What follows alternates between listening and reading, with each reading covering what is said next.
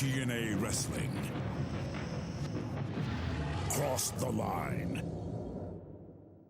In TNA, there are violent criminal offenders, and there are those who seek hard justice. These are their stories.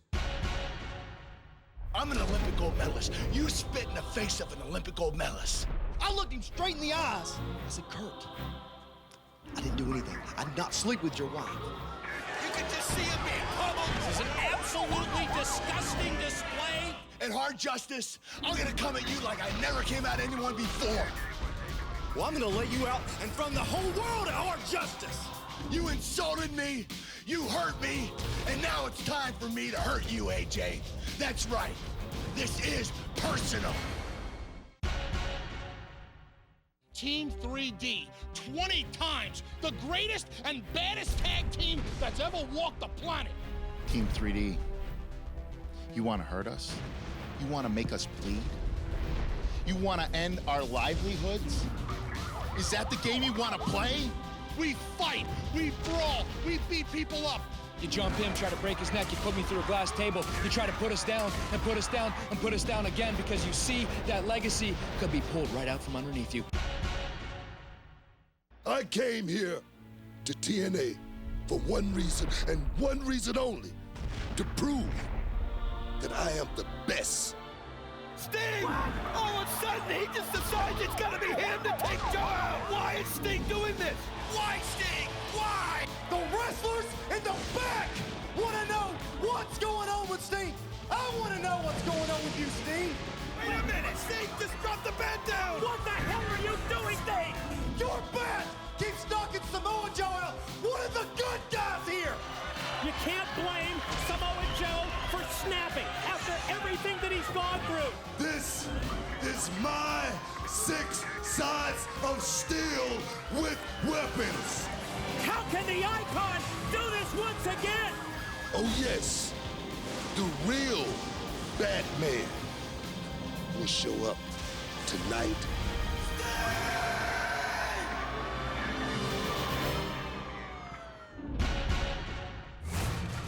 Oh, guys, we got Sting. Sting! What are you doing here tonight at Hard Justice? Sting, can you please explain your actions for the last few weeks? The people need to know. Sting, what about the attack on Samoa Joe at... Sting, please, we need answers. The people need answers. Anything, any little bit will help. Please, Sting. What's been going on? Sting, please. Ladies and gentlemen, Anything you can Sting give me, has please. arrived. Any answer. As you can Wait. see, he's entering the building. What kind of impact will Sting have tonight at Hard Justice?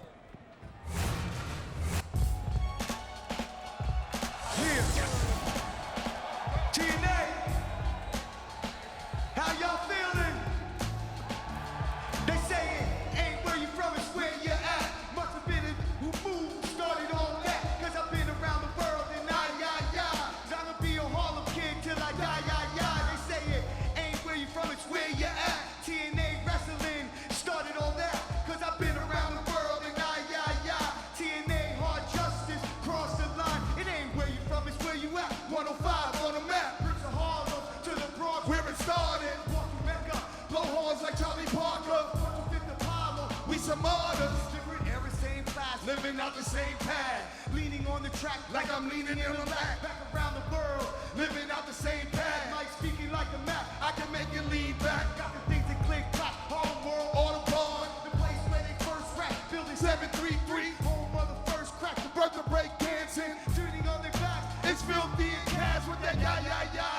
Holler rap, nigga, till I die, Grandmaster Casanova, he's fly, And Brickman Raw, cut the pie, Ha. Where you from, it's where you at. Must have been somebody that knew who started all that. I've been around the world and but I'ma be a bronze brother till I die, Yeah, where you from, it's where you at. Must have been somebody who moved who started all that. I've been around the world and but I'ma be a bronze brother till I die, See, I'm a bronze brother and I don't beg your pardon. I was 12 or 13 when hip-hop was started. I helped lay the cement when the concrete hardened. I watch hip-hop grow up, the concrete garden. I put it in around the world as well as the hood. Put the PX on the map, left as well as I could. I I ain't visiting a chick, I got keys, I'm a resident. I ain't no client, I'm the president. 43rd precinct, your view is the hood. See, our corner's kinda cozy, we getting it good. See, we live by the water, we cats be fishing. Same area, gas be missing. Few blocks from the Brooklyn, not far from the DJ. Not far away from the Cross Bronx Expressway. I'm not hard to find, right by the zoo, by the Gorilla King. Holla at a brother, ooh, ooh. It ain't where you from, it's where you at. Must have been the brother who moved, who started all that. Cause I've been around the world and but I'ma be a Harlem kid till I die, It ain't where you from, it's where you at. Must have been somebody started all that. Cause I've been around the world and TNA Hard Justice, cross the line. Woo! TNA in the building. Everybody make some noise. Come on. Let me hear you say TNA. Y'all say TNA. TNA. When I say TNA, y'all say TNA. TNA. When I say TNA, y'all say TNA. You see the many eras, the different generations of hip-hop united. Filthy, Grandmaster Kaz, and Melly Mel open tonight's Hard Justice pay-per-view from Trenton, New Jersey.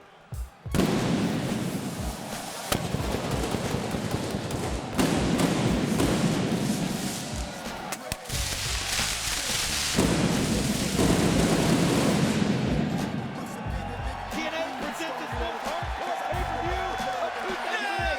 From the Jersey Street Fight, the last man standing, the 6 sides of steel surrounded with weapons. Get ready for violence. It's Mike Tenay and Don West at ringside. Welcome, everyone. This is TNA's pay-per-view debut in the Garden State of New Jersey. It's time for Hard Justice, Don West. We saw the arrival of Sting minutes ago. Big question, how will he impact tonight's event? Well, that's definitely the question. And the bottom line is we know that he's here. It's not something that we've got to speculate on. But one thing we do know, we've got an incredible lineup for you tonight with so many great things. And here we go. One of them is the Brawl and Chain match. It's Black Machismo and the Guru Sanjay Dutt. One of them is going to get humiliated. Get ready for the TNA Knockouts in 6-woman tag team action. The Beautiful People and Awesome Kong to face Taylor Wilde, Gail Kim, and ODB. It's going to be a New Jersey street fight. Christian Cage and the War Machine Rhino take on Brother Ray, Brother Devon of Team 3D. Championship matchup involving the X Division. The challenger, Consequences Creed, gunning for his first TNA championship. The title holder, Maple Leaf Muscle, Petey Williams. Beer Money Incorporated and LAX for the tag team titles. Who's gonna come out victorious wearing the belts? Personal rivalry finally gets settled tonight. Last man standing rules. The phenomenal AJ Styles and the Olympic gold medalist Kurt Angle. And Booker T has upped the violence level as it's 6 sides of steel surrounded with weapons. Booker T, Samoa Joe for the TNA World Heavyweight Championship.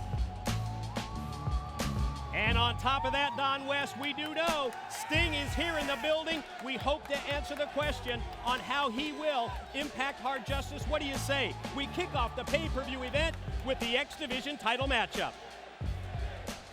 It is time for the first of 3 championship matches tonight at Hard Justice. The No Limits X Division title is on the line, and let's break it down. Let's look at the bullet points. Let's look at the X factors. Big Papa Pump Scott Steiner out rehabbing his torn ACL. Petey Williams has only Raka Khan in his corner.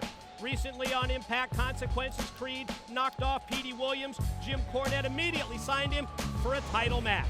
Will tonight be the night that Consequences Creed takes the biggest step of his career, his chance to join the elite of TNA by capturing the X Division Championship?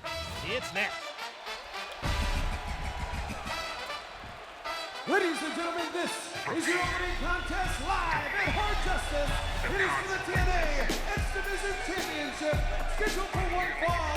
Introducing first the challenger from Atlanta, Georgia, Consequences Creed.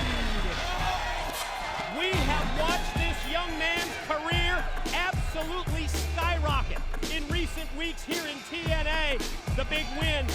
Many people calling it an upset. The non-title matchup where he defeated Maple Leaf Muscle Petey Williams opened up the eyes of many people, including Jim Cornette. Well, this man proves that it doesn't take years if you work hard enough. This is his shot tonight for glory.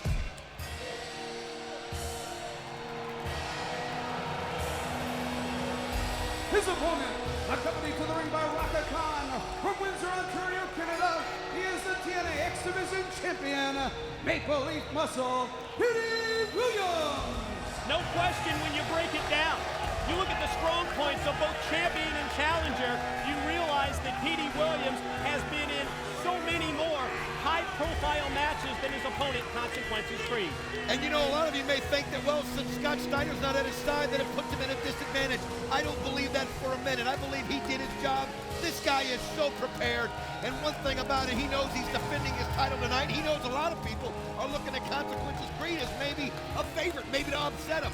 Also, keep your eyes on Raka Khan. One thing we know about her, she'll try to figure out a way to manipulate herself in this match. Anything if she sees that Petey Williams is in trouble.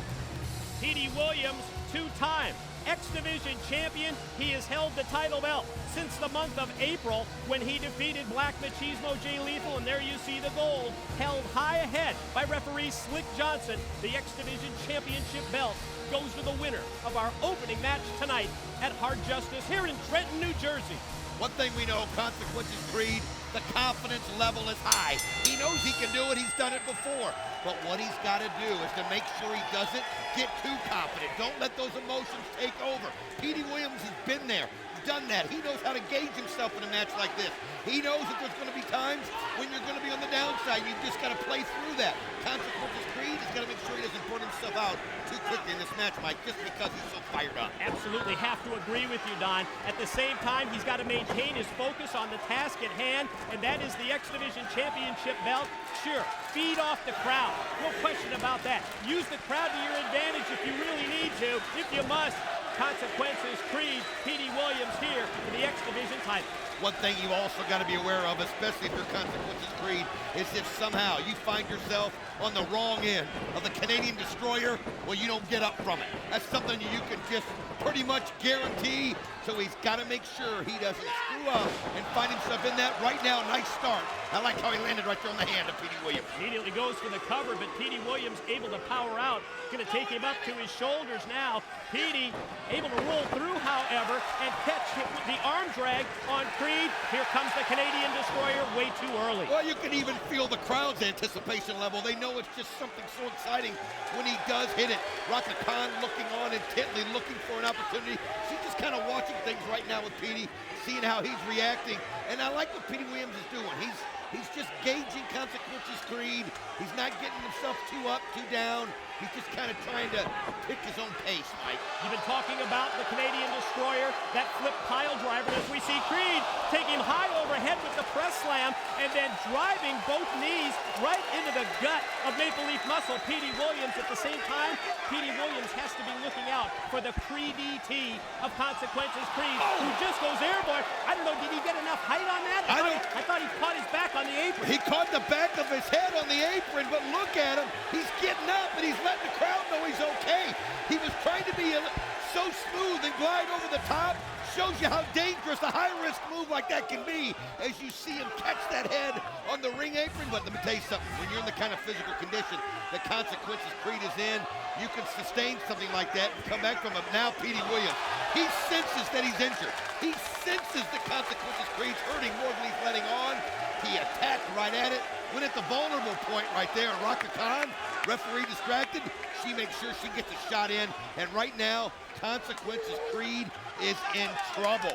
And Petey Williams can smell it, and it can happen that quickly. A move that should have kept the momentum going for Consequences Creed as he leaped over the top rope, catching his head on that ring apron. And Petey Williams now is dictating everything. 1, 2. Close. Consequences Creed has got to find a way. You can see him still holding the back of that head. You wonder how bad he's hurt. You hope it's not nothing too severe. but he's going to have to fight through the pain, Mike, today and just keep going. Creed fighting from the mat. Series of shots, the rights, the lefts. Got Petey backing up momentarily, measures it. Shots with the lefts, right on the point of the jaw. Gonna wind up for a big right, does the splits, but he's done that before. He telegraphed the move, and Petey Williams made him pay for it. Well, you know Petey Williams scouted this opponent. He watched as much tape of that defeat that he had at the hands of Consequences Creed. He knows Consequences Creed likes to use a little flash, just some things to pick up the crowd. He was waiting for that one, Mike. He was waiting for it, and he was ready. Crowd here in Trenton behind the reigning champion, at least at this point. Behind Petey Williams. He just overpowers Creed into the corner. Jackson with a big right. Gonna try and send him across now, and Creed slides through. Good move out to the floor, but then Petey's right on him. Another drop kick. This one directed to the legs. How about how quickly Petey closed the gap? Look at it now, over the top. Nails the Hurricane Rana. Perfectly placed, and I like how he did it where he just kind of a little extra oomph there on that neck, and you can see Consequences Creed laying down and in pain. We got to see a replay of that if we can. Look at how he hits this, and then there, a little extra motion, and he jerks that neck right over on Consequences Creed. Absolutely flawless execution from the slingshot move right into that great Hurricane Rana out on the floor, and Petey Williams is in control in this matchup, and sort of a surprise the way the fans are responding here. Creed gonna try and fight back. Quick double leg, gonna go for the roll up, gets a count of 2 only. Well, I think Consequences Creed's going to have that early on like this because he's not known as much in a lot of places. Petey Williams, nice hesitation drop kick, kind of a la Chris Sabin there, and nails him on the back. But Petey Williams is feeding off this crowd. For some reason, he can hear it, he knows it. They seem to be behind him in a big bulk, and he's feeding off of it. And Consequences Creed, he's got to tune all that out. And then you see the pose down by Petey Williams, emulating his mentor, Big Papa Pump Scott Steiner. Rake of the eyes by Petey Williams as Creed, now you can see, trying to fight back, but his vision has been impaired by the rake of the eyes by Petey Williams, and no luck with those shots from Creed. No, he's just throwing haymakers, hoping he can catch something and turn it around. Oh! I'll tell you what, that'll turn it around in a hurry as he hit that flush. I mean, this super kick that he lays on Petey Williams almost takes his head off. And you can see Consequences Creed, he knows it. This is his chance to turn this thing around. Both champion and challenger down. Petey Williams actually up to his feet, the champ up at about 4 or 5.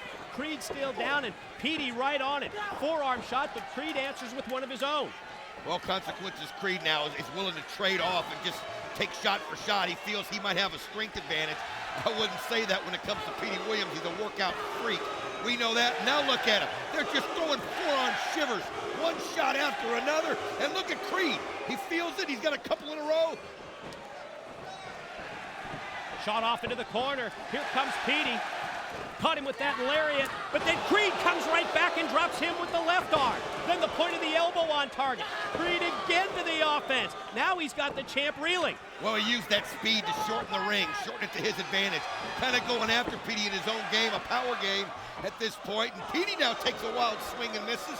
And Creed, and look at that, jumped up on top of the ropes and just took that headed bulldog right down in the mat. Springboard into the face plant is right. Creed on fire after the shots, drops down, and oh man, did he just catch him with a knockout blow? Here we go, here's the pin, here's 2, no, 2 only, shoulder up.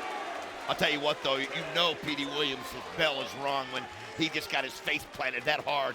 I mean, it was just unbelievable torque that Consequences Creed was able to get off of that top rope and drive it down into the mat. See now Petey Williams turning around and look at this. Just spins it around and he goes into that side Russian leg sweep and he nails it.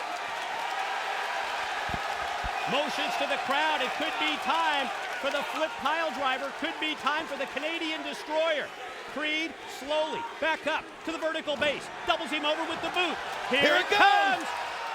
Can he hit it? No. Oh, he couldn't quite turn it around, but I tell you what, he doesn't stop. He goes right into it, spin kicks, and then uses that jawbreaker. But look at Creed, just springs up like it was nothing. Nice comeback move by Creed, taking advantage of the situation. Caught Petey completely unaware. Watch Creed measure, gonna charge at Petey, but Petey outside in with the shoulder block. Petey Williams now looking at, goes right over top and right onto the shoulders. And Consequences Creed showing that strength. But look at Petey. He just powers him down. Oh, it was close. Real close. Wow.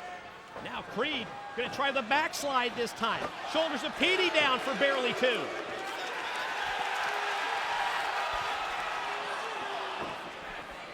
Quick reversal here, and you see Creed, nice agility to land on his feet. Missed with the clothesline, did not miss with that kick. Caught him right in the back of the head. This is a great opportunity now as Consequences Creed takes him up again and again, showing that strength as he's, oh, look. Petey Williams able to turn it around, and here it is. Going for that sharpshooter. Oh, he's got it. Sharpshooter applied. Look at the ring positioning. Dead center, right in the middle of the 6-sided ring. What's Consequences Creed gonna do? Is he gonna tap? He's fighting off the pain right now. He's just in a very bad spot. And he's right in the middle like you pointed out. Look at him. Just trying to use that strength to get to the ropes. I mean, that's just digging down deep, giving everything you've got. And look at how Petey grabbed the arm to keep him from grabbing that rope. And look at him fighting so through close. it. And he got it. Away, and finally he's able to reach out and grab the bottom rope and get the break.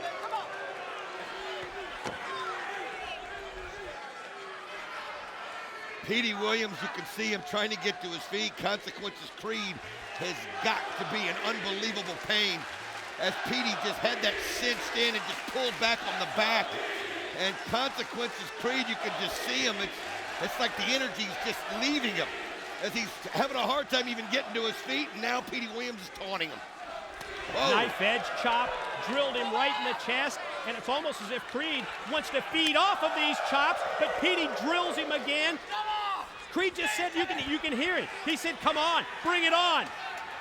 Look at that, he's like he's using Petey Williams right now and using it to psych himself up, and Petey just starts raining blows on the head, but look at his Consequences. Creed gets to his feet, takes another shot, but he's feeding off of it, Mike. He's feeding off of it. Look at this. There's the release suplex by Creed. Petey in trouble in the corner. Here comes the challenger, goes airborne, drops down to the big shot, and then how about that knee up into the face? Well, he just brought that knee in. Oh, there's the Creed ET. The Creed ET, here it is. Can he finish him off? He wants to do it in grand fashion. He wants to win that X Division title with something spectacular. And here he goes to the top rope. Look at him just savoring the moment. And he hits the leg drop. Can he finish it, Mike? Here's the cover. Legs hook. There's 2. Oh, man. No way. Look at Raka Khan up on the ring apron. Obvious concern on her part. What is she doing in the ring now? Well, she's trying to give Petey Williams some time to catch his breath, some time to get his composure. She takes that big shot and look at him. He takes it right up, and she wants to get in there with the big boys. Then he's going to deal the punishment on her, and he does. Knockout blow from Consequences Creed on Raka Khan. But you're right, boy, what an opportunity for Petey Williams to get the tank filled. Here it comes.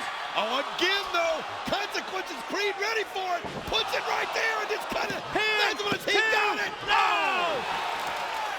Unreal.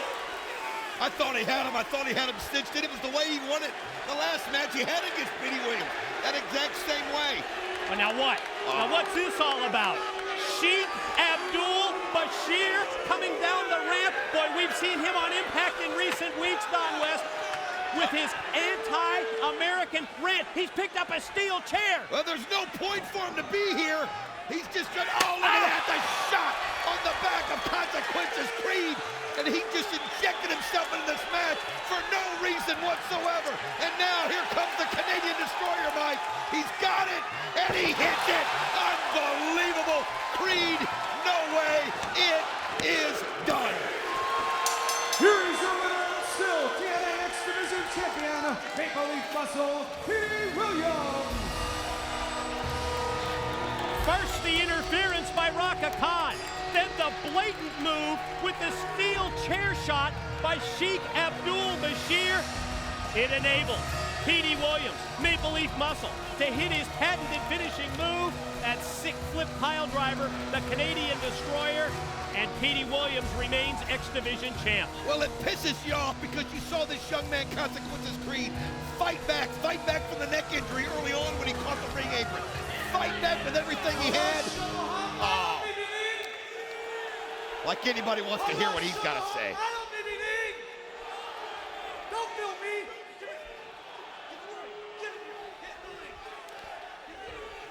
Get in here. What is he doing? Taking one of the TNA cameramen and bringing him into the ring. Show them red, white, and blue, broken, beaten, crying, whimpering on the floor. That is perfect representation of this pathetic country. I said film him! You want to be the American dream? You were just destroyed by the Middle Eastern nightmare.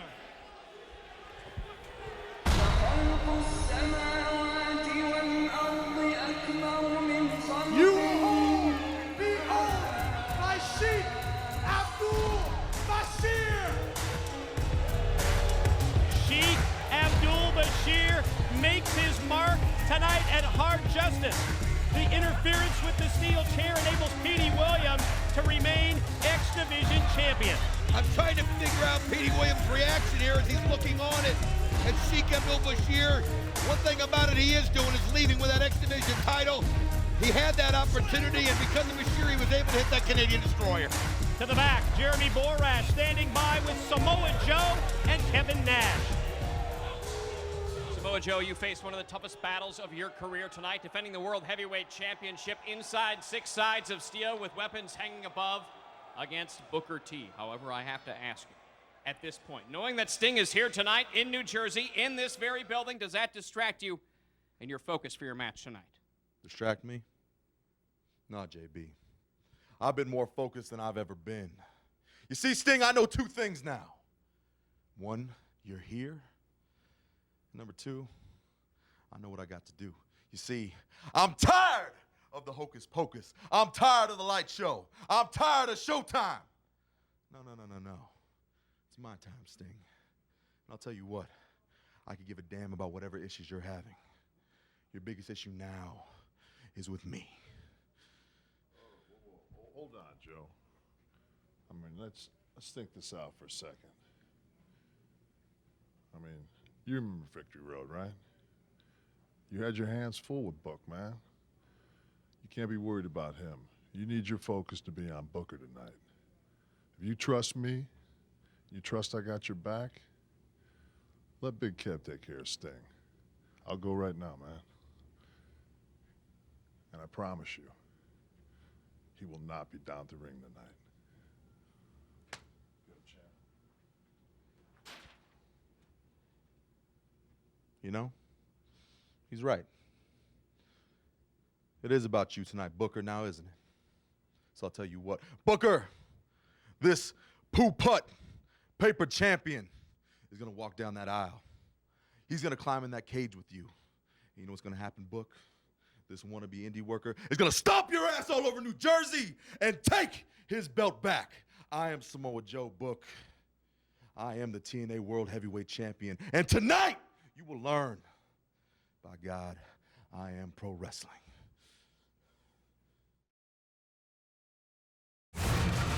There were once 2 evil stepsisters. Look at me. I know, look at me. Who knew how to bring it.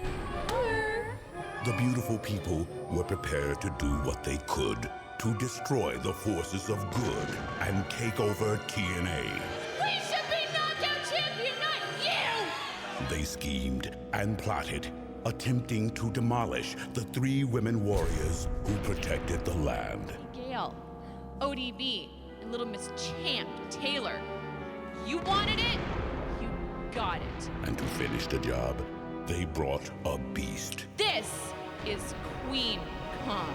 So the warriors fought, but this story is no fairy tale, and there is no happy ending.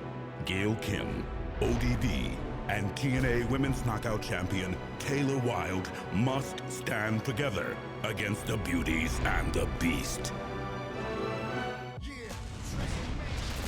The Beautiful People and Awesome Kong battle Taylor Wilde, Gail Kim, and ODB.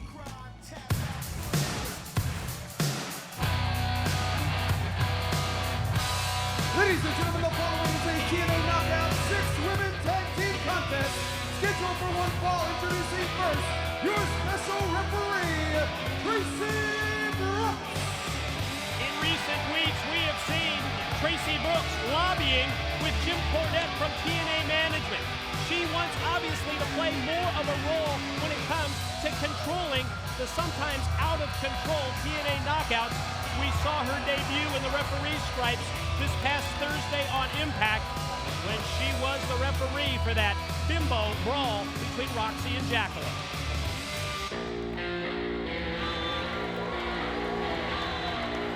And introducing the participants first, Angelina Love and Velvet Sky. They are the Beautiful People. You know, speaking of Tracy, I thought she did a great job on Impact a few days ago, but she's going to have her hands full tonight. One thing about it, with the Beautiful People, we know that there's nothing that they won't try to do, no underhanded trick that they won't try. And the fact that they were able to bring Awesome Kong and Raisa Saeed over to their side makes this group, in my mind, something that's going to be awful hard to beat, Mike, today. I mean, it's one thing for Tracy Brooks to be in charge of a one-on-one matchup like we saw this week on Impact. Certainly another, Don, when there's 6 of the TNA Knockouts involved in this one match. It's going to be quite a job for Tracy Brooks to maintain some law and order. That's still, though, the best part of the Beautiful People. I will give them that. About the only nice thing you can say about it when it's all said and done. But I'll tell you one thing you've got to give them. Is they have turned themselves relevant in this knockout division. They have made it to where you have to watch everything they do. They've been so close already. As we know, Velvet Sky almost had a championship. They know their power's growing in the knockout division, Mike.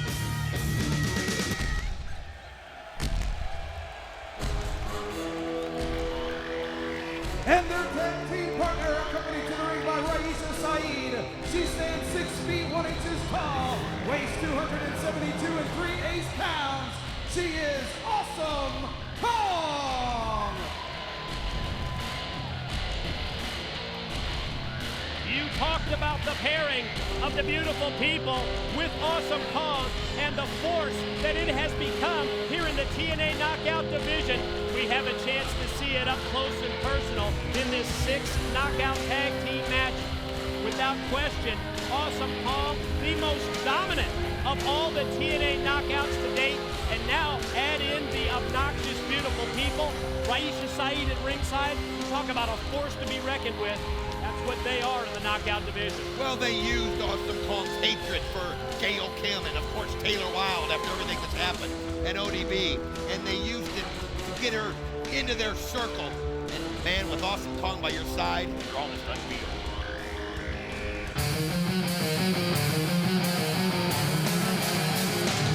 And their opponents first, from Minneapolis, Minnesota, ODB.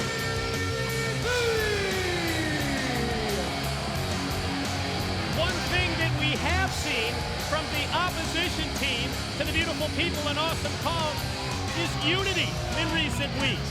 Whenever the Beautiful People and Kong get out of control, ODB, Gail Kim, Taylor Wilde, they are there to back each other up. Well, that's one thing that the Beautiful People do. They trade on you so bad that you'll look for any kind of help you can get just to put a beat down on them. One thing also about ODB, her unpredictability. She's not afraid of anything, and you don't have any idea what she's going to do next.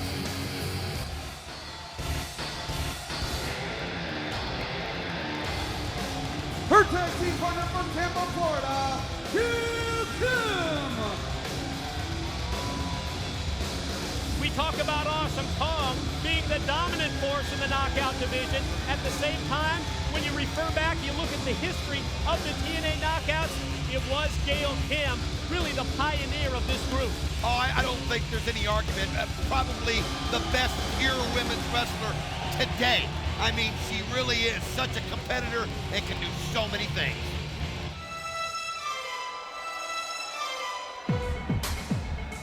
And their tag team partner from Toronto, Ontario, Canada.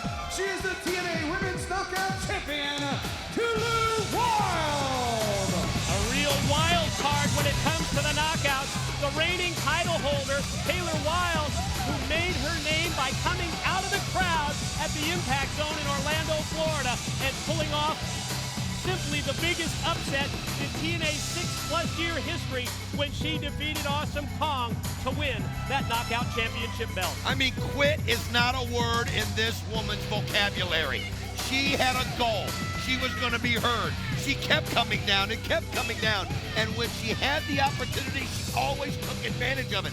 And I don't know what it is about matchups, but there's one thing about Taylor Wilde. When she gets one-on-one with Awesome Kong, you can't understand how she does it, but she always figures out a way to slip one by her, and that's just something we haven't seen anybody do on a consistent basis with Awesome Kong. I mean, absolutely unheard of that anybody would have Awesome Kong's number like Taylor Wilde has. And you know that it just grates on Awesome Kong and Raisha Saeed. They're obviously looking at this knockout tag team match as a platform to get some payback against Taylor Wilde. Well, Team Wild here, of course, is going to be aware of where Awesome Kong is at all times. Don't take your eyes off Angelina Love. She's somebody else in that ring that you underestimate her and she'll make you pay. She's got great ring skills. It's not just that she can really get under that skin like she can, like she's trying to do to ODB right there, and ODB just kind of pancakes her to get this thing started. Well, I don't think anybody gets under the skin of other people like the beautiful people, Angelina Love and Velvet Sky. Now factor in big Awesome Kong on their side, in their corner. They are absolutely impossible to deal with. And how about this? Angelina turns things over to Velvet Sky, and now Velvet's going to start off against ODB. Kind of an interesting game plan. I almost think you start out strong with Awesome Kong and send a message. Try to send a message right off, and now what? She wants to make them smell better, I guess. I don't know. They just don't quite smell like the beautiful people. Spraying it around ringside at the cameramen, the photographers, as well as their opponents. I don't think ODB's ever had that kind of spray put on her, to my knowledge. But all he's going to do is upset her. And look at this, Velvet Sky. You don't even want to brawl with ODB. And look at that. Wow. He went for the low blow, but look at Velvet Sky. She trapped the foot, caught it, and then she caught the clothesline. Boy, did she ever catch the clothesline that decked her, dropped her. Wait a minute. Going to use that for a spray or going to use it? She might use it for a cocktail. You never know. There might does she like? There might be some alcohol in there of some form. ODB's thinking about it. Oh, okay. All right, Mike. Why wouldn't she? Yeah, of course she would. Well, somebody will be happy about that, I'm sure. Here comes Gail Kim charging across the ring, taking down Velvet Sky. Quick follow-up shots, the series of forearms. Wow, did you see that one snap her neck back? Well, she's all business. That's one thing about Gail Kim. I mean, she was just chomping at the bit over there. She's watching this thing going down between ODB and the beautiful people. All she wants to do is get in there and kick some ass. And look at her. She's so quick. She climbs them ropes, too, trying to put a real quick stop on this. But look at her. Goes right after with the boots. I mean, she can hit you so many ways. Yeah, look at this agility. So then when look she at this. climbs the ropes, maintains the grip, fires Velvet Sky across the ring. This is exactly what Gail Kim stands for. You're right, Don, being the best as a wrestler, as a competitor. Well, she's setting the tone. There's no doubt about it. One thing she's got to be careful. She needs to make sure, and she did it right there with Taylor Wilde. Good move. To make sure they do quick tags. You don't want to be out there tired when Awesome Kong gets a hold of you. You're going to need every bit of your strength at all times. Angelina Love, look at this. Getting real physical here with Taylor Wilde and just putting the boots to her. But the upset queen, Taylor Wilde, fights back, the knockout champ. After the forearms, the quick reversal, she gets shot off into the ropes, but look at that. Great move by Taylor Wilde, concluding with the arm drag, and as soon as Angelina gets to her feet, she drops her, caught her with the drop kick. You know, the more you see her, the more impressed you are. She just is somebody that we've got to watch here. I mean, what a start it was for Taylor Wilde, but you know what? she really is a good technical wrestler, and that's what makes her so fun to watch. You have to be to beat the likes of Awesome Kong. And look at Awesome Kong. She's got this stare I'm looking at. She wants Taylor Wilde. Look at her. She wants Taylor Wilde so bad she can taste it, and she's been thinking about nothing but crushing Taylor Wilde, and she better be careful because you don't want to overlook Gail Kim and ODB. Total tunnel vision from Awesome Kong, but as she comes in, Taylor's ready for her. Caught her with a couple of kicks, but then that's the wall that you run into. The near 300 pounds behind Kong, and gonna turn things over. Look at Gail Kim, rapid fire shots. Gail on the offensive, but gets caught in mid-move. Wow. Just tosses her right back into the corner. That strength of Awesome Kong is so impressive. Now ODB gonna try to get physical with her, and ODB's about the only one that can trade blows with her like this, Mike. Look at her. Boy, it's tough to match Kong when it comes to the power game. Evidence right there, but ODB didn't go down, stays on her feet. Wild swing with the clothesline, but that's what we're talking about. You just get overpowered when Kong puts her mind to it and puts all of her weight behind a move like that. Well, it was a great move by Awesome Kong. She realized that ODB was coming off those ropes, so ODB had no choice. She was going right into her. She cut that distance in half and then just uses that body as a weapon. Now, you see Taylor Wilde, Gail Kim doing the double team. That's what you're going to have to do. You're going to have to work in pairs with Awesome Kong at all times. Look at her just break through that grip and then kill him with a double clothesline. I was going to say, probably a pretty good strategy by Gail Kim and Taylor Wilde, but that game plan derailed with Kong's power. ODB tries to match her again. This time Kong shoots her off, and you see, here comes Taylor. Oh, nice little combination. high-low move that time. High-low takes down Awesome Kong. Well, that's what you've got to do, and they're smart. They're hitting there from every angle, from every side. They're not allowing Awesome Kong to get herself comfortable, and they got her mad. She charged like a bull, and then they just lower those ropes, and that's where gravity took her. Right out there to the floor. Outquicking your opponent. That's what got the Knockout Championship belt for Taylor Wilde, and they did that just there as Kong crashes onto the arena floor after going over the top rope, and you can see beautiful people there to check on their partner. Oh, yeah, they know she's their meal ticket, and they got to make sure she's all right because the numbers game too much for the beautiful people. Although, keep your eyes on Raisa Saeed. She's another one of those that'll take advantage of a situation. But look at ODB. They can smell it in the water. They know that they've got Awesome Kong vulnerable, and they've had a great game plan, Mike, of just hit. Oh, Raisa Saeed, as we say it, come around, and sure enough, you see the momentum going one way, and she turned it around. And you can see Tracy Brooks drops down onto the arena floor for a confrontation with Saeed right here next to the broadcast table while Kong is tossing ODB around the ring. I think Tracy wants to send Saeed to the back. Oh, she is. She's sending her out of here, and that's one thing you got to like. Tracy Brooks is trying to do whatever she can to keep things fair, and now Awesome Kong is looking, and she just realizes that Raisa Saeed is going up the tunnel, and oh man, she's almost confused. This might be a good opportunity right now for Taylor Wilde, and now Tracy, though, a little scared with Look at that intimidation factor by Awesome Kong swinging at the referee, but then ODB spits right in Kong's face. Oh, but Awesome Kong, that just infuriated her, and she just grabbed her by the neck and put her right there over there by the beautiful people, and there was nowhere for ODB to go. Boy, you've got to give props to Tracy Brooks for sending Saeed to the back as Velvet Sky gets a near fall here on ODB. I think Tracy Brooks really sending word to Jim Cornette that she can control these girls. Well, now Velvet Sky using that octopus type move that she does, and she bites right there on that forearm, and it's just, think about it. Look at her, she's trying to really dig those teeth in. Something like that, though, might turn on ODB. You don't know, but look at her. And ODB just kind of backs into those turnbuckles. That's a good move. Use your power, and then you can see using your backside as well to squash Velvet in the corner, but ODB slowly making her way across. Is it going to be Gail Kim or is it going to be Taylor Wilde? Well, she goes and gets the tag to Gail Kim, and now these two, boy, do they have a history. You talk about no love lost. Angelina Love, Gail Kim. These two just cannot stand each other. Oh, nice counter by Angelina Love, Mike. Boy, it sure was. Gail went for that necktie-type move, but Angelina's been on the receiving end of that before, obviously. She was able to fight it off. Gail rolls out of the way, but Angelina just took Gail Kim and snapped her neck right across the top. Oh, sent her out here to the floor. She went right into that steel. Right into the steel rail, and you said it. Angelina Love had an answer for everything that Gail Kim did. Gail Kim would use that speed, but Angelina Love anticipated it. And that's what I was talking about earlier. You cannot underestimate Angelina. She is so good in the ring. She's been so close to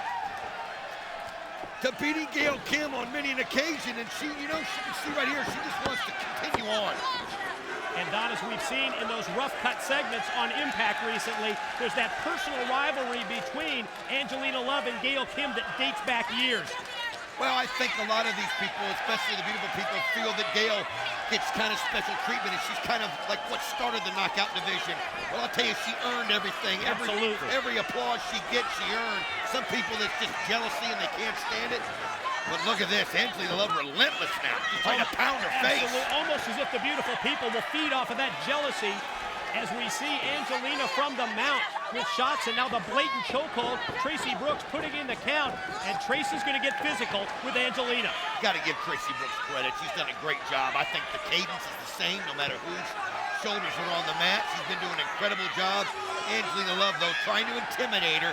Anything she can do to kind of disrupt her, but I don't think Tracy Brooks is buying it. Wow, what force. And Tracy's not backing down at all. That was a bad landing for Gail Kim in the corner. She went back first into the turnbuckle and then crashed right down to the canvas. And you can see Angelina with that boot right across the windpipe. And Tracy Brooks gets right in the face of Angelina Love and pulls her off the move. And Angelina shoves back. Oh, you can see Tracy Brooks is trying to hold it in. It's like a slow boil, isn't it? You can just feel it percolating. And you see, look at this, and you can see she wasn't going to take it.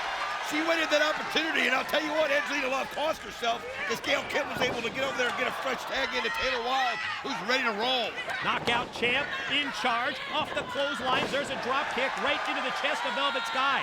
Waits, and as Angelina comes, she connects with the tilt-a-whirl. Got her with the backbreaker. Both ways, hook, Kong in for the save. Wow, Kong showing unbelievable quickness for a woman of that size. One thing that scares me here for Gail Kim and Taylor and ODB is that Awesome Kong had a good rest in that corner. Angelina Love took a lot of the brunt out there and inflicted some damage. You like the way Gail Kim, though, used the back of Taylor Wilde to get an extra shot. Look at her. She just comes right after Kong. Wow, that's the strength. Oh, this thing has broken down now. We talked about how great Tracy did in maintaining control of this match, but now all 6 of the knockouts fighting both inside and outside of the ring. There goes Gail into the guardrail. Oh, Awesome Kong just inflicting damage now as Gail Kim's got to get away from her. Look at her applying that boot into the steel rail, and look where her head is there. Oh, what a shot by Angelina Love on Taylor Wilde. Caught her right in the mouth with that kick. Well, you're right. Unleashed a drop kick, and you can see Taylor Wilde holding her mouth, checking to see if she lost any teeth as Kong gets sent right into the steel post. Well, that's Gail Kim. She'll take advantage of an opportunity, and she had to. It's desperation. Oh, you can see. Wait, look at this quick roll-up. The roll-up. 1, 2. She got it. Here are your winners, ODB, Gail Kim, and Taylor Wilde. TNA Knockout Champion, right place, right time. Angelina Love of the belt of the beautiful people. She gets pinned. Nice roll-up victory for the champ. Well, Taylor Wilde, we've talked about it. She is someone that understands what the word opportunity means. And when she gets the chance and she sees that opportunity, she doesn't hesitate for a second. Great win for ODB, Gail Kim, and the knockout champ, Taylor Wilde. Now let's send it to Lauren with Team 3D.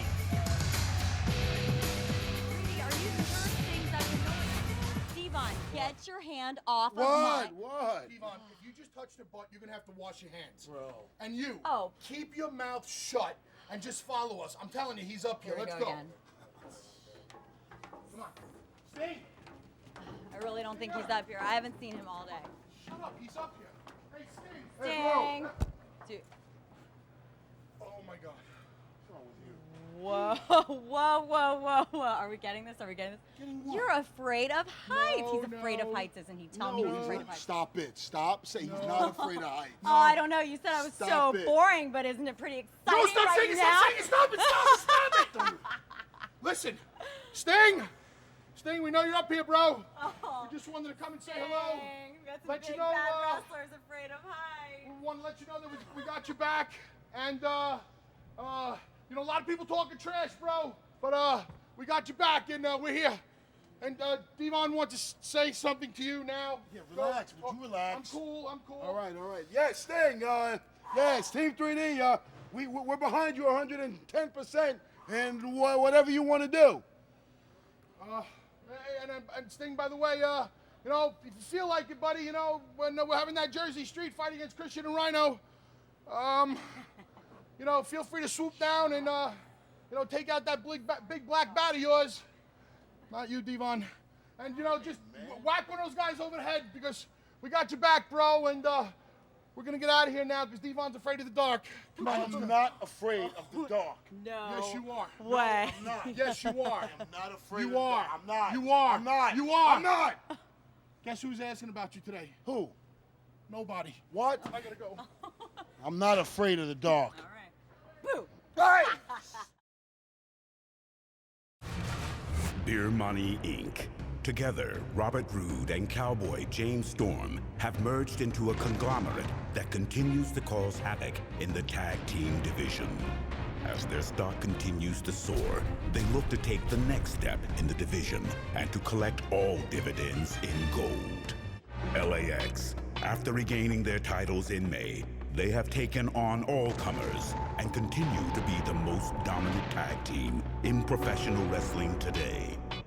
2 weeks ago, Beer Money Inc. stole a shot at the TNA World Tag Team Championship, becoming the #1 contender with another questionable victory. Last Thursday, Beer Money Inc. took violence to the next level. And look at this!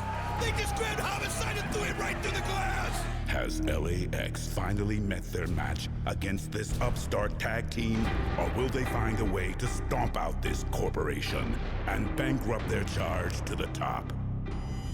The TNA World Tag Team Championship is on the line as Beer Money Inc. challenges the Latin American Exchange. The second of our 3 championship matchups tonight at Hard Justice. It's up next. The TNA Tag Team titles are at stake. Let's break it down. Let's look at the bullet points. Let's look at the taglines for this tag title match. It was 2 weeks ago on our Impact broadcast, Team 3D's interference enabled James Storm and Robert Roode to become the #1 contenders. Then, this past Thursday night, 3D had a table for Rhino, but Beer Money ended up putting Homicide through the glass. It was just 3 nights ago, Homicide hospitalized. Tonight we find out how much his injuries affect the Latin American Exchange in the title match against Beer Money. Sorry about your damn luck.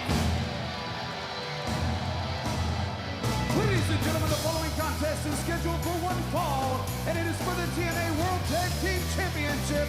Introducing first the challengers, accompanied to the ring by the pride of Tennessee, Jacqueline, Cowboy James Storm, and Robert Roode. They are Beer Money Incorporated. We knew that the level of violence would escalate as we headed into Hard Justice, our most hardcore pay-per-view of 2008.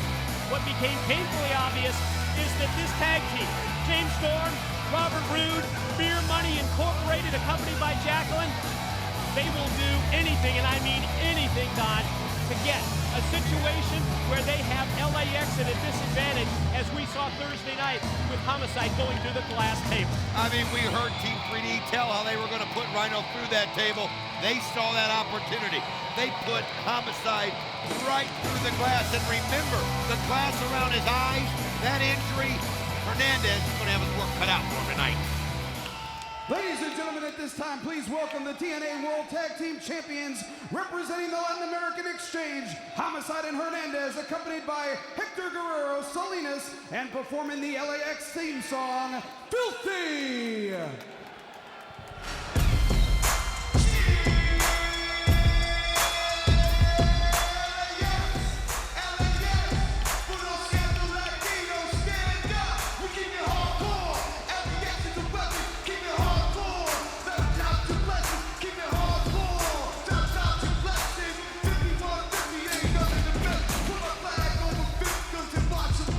This is LDS the best and more than test. Ain't no time to mess with 40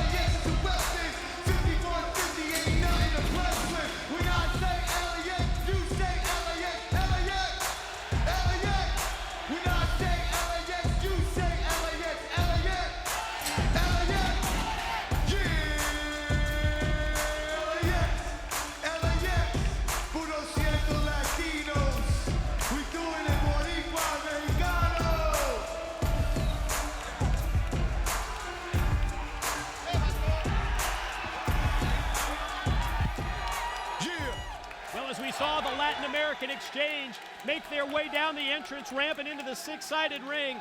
Pretty obvious there that Homicide is still suffering some of the after effects of being put through the glass table. Don, it looks like he's got a bandage right on the side of his eye.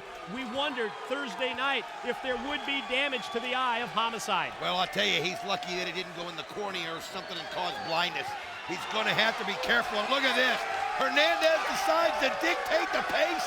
He goes right after it. Homicide doing the same thing. Homicide, I think, is going to let them know. If you think I'm not going to be 100%, well, you're wrong. I don't know that he is, but he's sure not showing any else. That's the way he starts this thing out, Mike. How about LAX jump starting this match? And you know what? That's one time where I can say I don't blame him in the least. Get that upper hand early here, especially after what they put Homicide through just 3 nights ago, hospitalized in Orlando, Florida.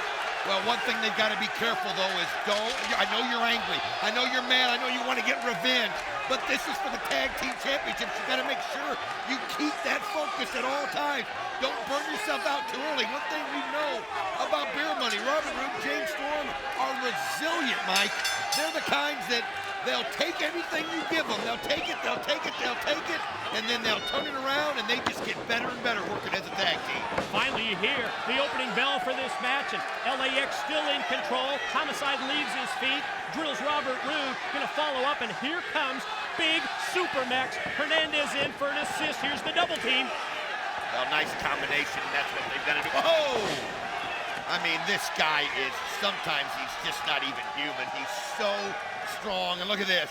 Get ready to catapult them right into it, and here comes the drive-by. Wow. What happened to this? You're not kidding, right across the chest of Robert Roode, and as Storm comes in, he's met. Homicide and Hernandez going to double team on the Tennessee Cowboy as well. Well, look at that leapfrog.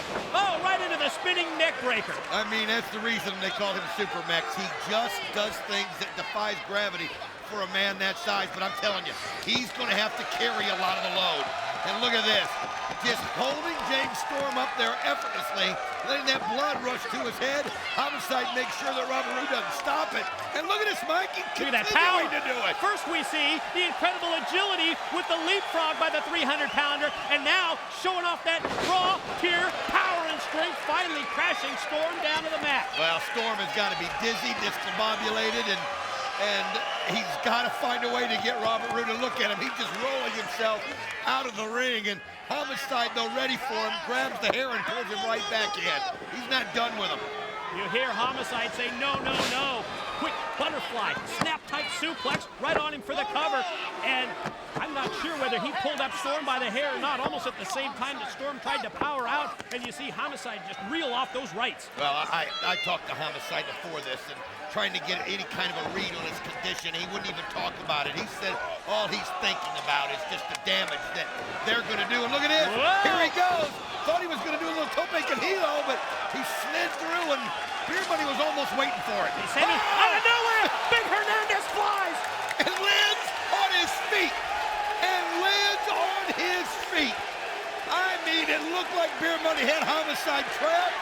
And here comes Hernandez. We got to see this again. Look at this. That's amazing. And you're right. Never missed a beat. Right on his feet. Oh, man, what power.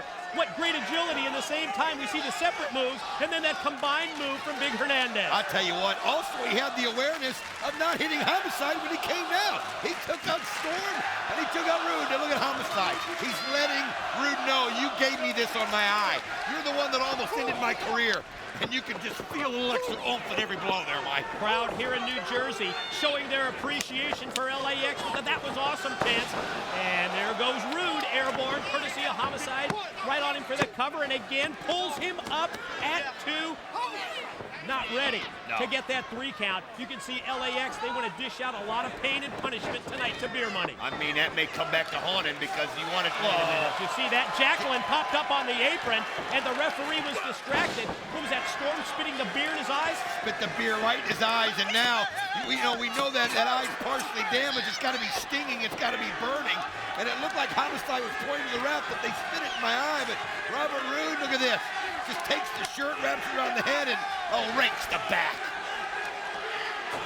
Beer Money, as we see now with a double team effort here against Homicide, as Storm and Rude try and shoot him off diagonally into the corner. They follow up by taking their own partner and firing him in as well. And then Storm off the snap mare. Look at Rude snap the neck of Homicide. Oh, you can see, look at the eye as the knee goes driving right down in the face, but Homicide keeps pointing at it. Obviously, he's blinded. Obviously, it's hurting. He's just going to have to fight through that and get Hernandez in here, or this is going to end here soon. LAX, Homicide, Hernandez, Hector Guerrero Salinas, very closed mouth about this injury. If you ask me, I think that Homicide probably needs more of a patch on his eye, but maybe he didn't want to put it almost like a target. Well, it just takes half your vision away, and you have no peripheral vision if you've got that patch over your eye, and you've got to be able to see as much as you can with Beer Money, but he's got to just get a tag. He's got to get Hernandez in here and then try to get that eye cleared up. Oh. Rude lighting up his chest with the chops in the corner. Quickly, Homicide tries to fight off, cut off by Rude, sent off into the ropes. Tilt to whirl. Dropped him across the knee, back first. I'll tell you what a backbreaker that was. 1, 2, Homicide, though, not even close to giving up on that. But, I mean, that's what Robert Roode can do. I mean, how about the speed in which he twirled him around before he put him on that knee? Homicide into the corner, able to get the boot up. Just a desperation move, almost a self-preservation move. Lands on top and 2 count only. Might be wise to get Hernandez in while you had time, while he was still up. But you can see Rude takes Hernandez down to the floor. That lights a fire under Big Supermex, but also problem because the referee's now concentrating on keeping him out. Well, Homicide, I don't think, knew where he was in the ring. I don't think he knew where Hernandez was. He's going to have to try to rely a little bit on his hearing, and Hernandez needs to be yelling at him, letting him know where he is so he can kind of fight his way over there to get a tag, because the longer he stays out here, Beer Money's going to make mincemeat out of him. He's not 100% anyway. Double team suplex by Storm and Rude as Beer Money takes total control of this match. And you can see, just by his body language now, bringing referee Andrew Thomas in for a conversation, how much the eye is bothering him. I don't know what Andrew Thomas can do here in this situation.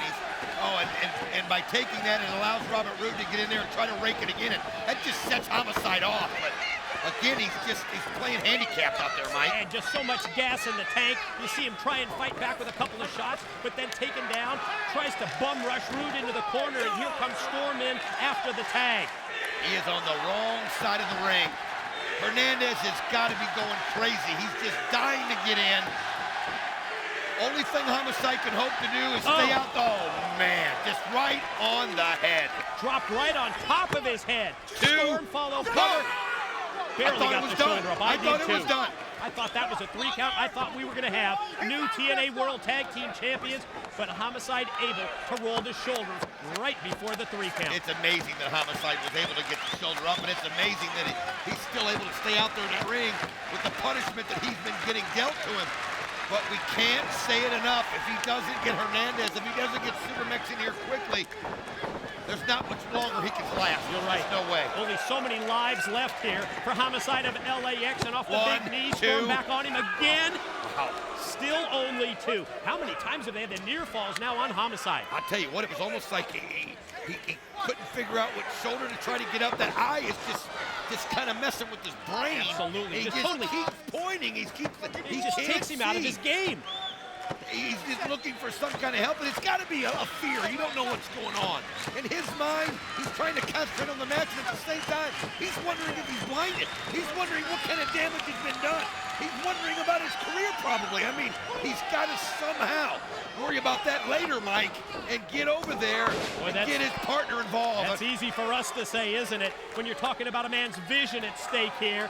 Rude caught him again, and, well, you can see the concern on the part of referee Andrew Thomas as well. Almost after every move, he tries to check with Homicide, but I don't think Homicide, under any circumstances, Don, is going to give up here. No, I don't either, but one thing we do know, he's not going to get any mercy whatsoever from Beer Money. I mean, this is exactly the game plan that Robert Roode and James Storm had. They knew where he was injured the most, and they went after it. I mean, they spit that beer right in the eye, and they went after it from the start. Oh, Robert Roode just egging it on, and then took a little snot on him. The series of 3 suplexes, you think that was a little knock at the Guerrero family? No question, as now he gets right down by Hector Guerrero before mounting the top rope. Here comes Rude off the top. Oh, man. Oh, Homicide almost sensed it. I don't know if he saw it, but he sensed it. He could feel it and was able to roll out of the way. One thing about it, if Hernandez gets in there, he's going to be the freshest man in the building, and I would hate to be Beer Money if Hernandez can ever get in that ring right now. Frog splash, There caught he nothing is. but canvas, tag into Storm, but so Hernandez is legal too. Slingshot shoulder block, running clotheslines for both members of Beer Money. It was all about timing there for Super Mexes. He just let Storm come to him, and look how high he sends Robert Roode. Oh, he's just been salivating to get a piece of this, and he does the same thing to Storm. Puts him up in the lights. Now, he's got Rude shot off into the corner. Gonna take Storm. Both members of Beer Money stacked up, and then Hernandez sandwiches him. Caught Rude a little bit better than Storm, who was reeling. Now he's got the flag wrapped around his neck and tossed him all the way across. I mean, it's got to be a weird feeling when you go flying in through the air like that and know that Hernandez did it too. Oh, man. Because Robert Roode didn't get there in time. That was James Storm just gut instinct getting that shoulder up there, Mike. Desperation move, but it paid off for Beer Money. They're still alive in the TNA Tag Team title match. Elevated goes Rude to the apron. Shoulder block from the outside. Gonna sunset flip his way in. That's a lot of power with Hernandez, especially when he's got both of those hands wrapped around your neck. Knee broken up, and then the enziguri, the kick to the side of the head, rocks him. That's how you do it. You got to use the combination. Two. Oh, man, what a statement that would have been to pin Hernandez there. But I've talked about it so many times since Beer Money has joined forces. You've got to respect what they can do in the ring. They are so talented, and they're learning each other every week. But that time, they just caught two big clotheslines that almost took their heads off. And her Homicide asks for the tag from Hernandez, then goes up top. As Beer Money turns around, there's a dual drop kick. One leg for Storm, one leg for Rude. I'll tell you what, obviously he can see a little bit better, and it's got to make him feel better as he was able to somehow clear that vision. And oh, did he want to get a little payback. You got to give this guy props. I mean, he is just a fighter. He's a warrior. That's what Homicide is, man. He's just got that street thug in him, and he uses it to his advantage. Snaps off the that as a suplex, compliment. but then Jacqueline pops up on the apron, hooks the leg of Homicide, but he's able to shrug her off. From the top, he hit the splash. Here we go. 1, 2. Oh, I thought they retained.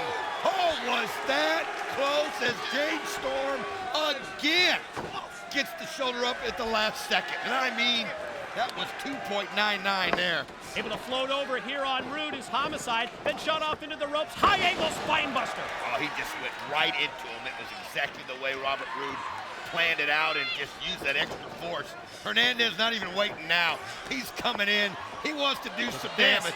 Look at this. Oh, gut wrenches him up to his shoulders. Then the fall-away slam as Storm comes at him. Oh, he just got stabbed in the back out of nowhere. I'll tell you what, they'll use those knees and just put him in their sharp. Look at Homicide. He's able to come right back on Storm, and now Storm trying to get out of the ring as they're trying to regroup. Gringo cutter on Storm. Both members of Beer Money roll out to the floor, at least at this point for them, being able to avoid a pin. But keep your eyes on the ring. Keep your eyes on the tag champs. LAX has got something up their sleeves. Oh, it's almost like they're arguing about who's going to do what. I see Homicide saying, do it. He's trying to get him fired up, telling him to do it. Oh, look at it. What? He's going to use him. That's what he's doing. He's saying, take me. What? Border toss me. Oh, my God. Using his own guy as a weapon. He didn't want to do it. Unfreaking believable. He threw him over the top of the post.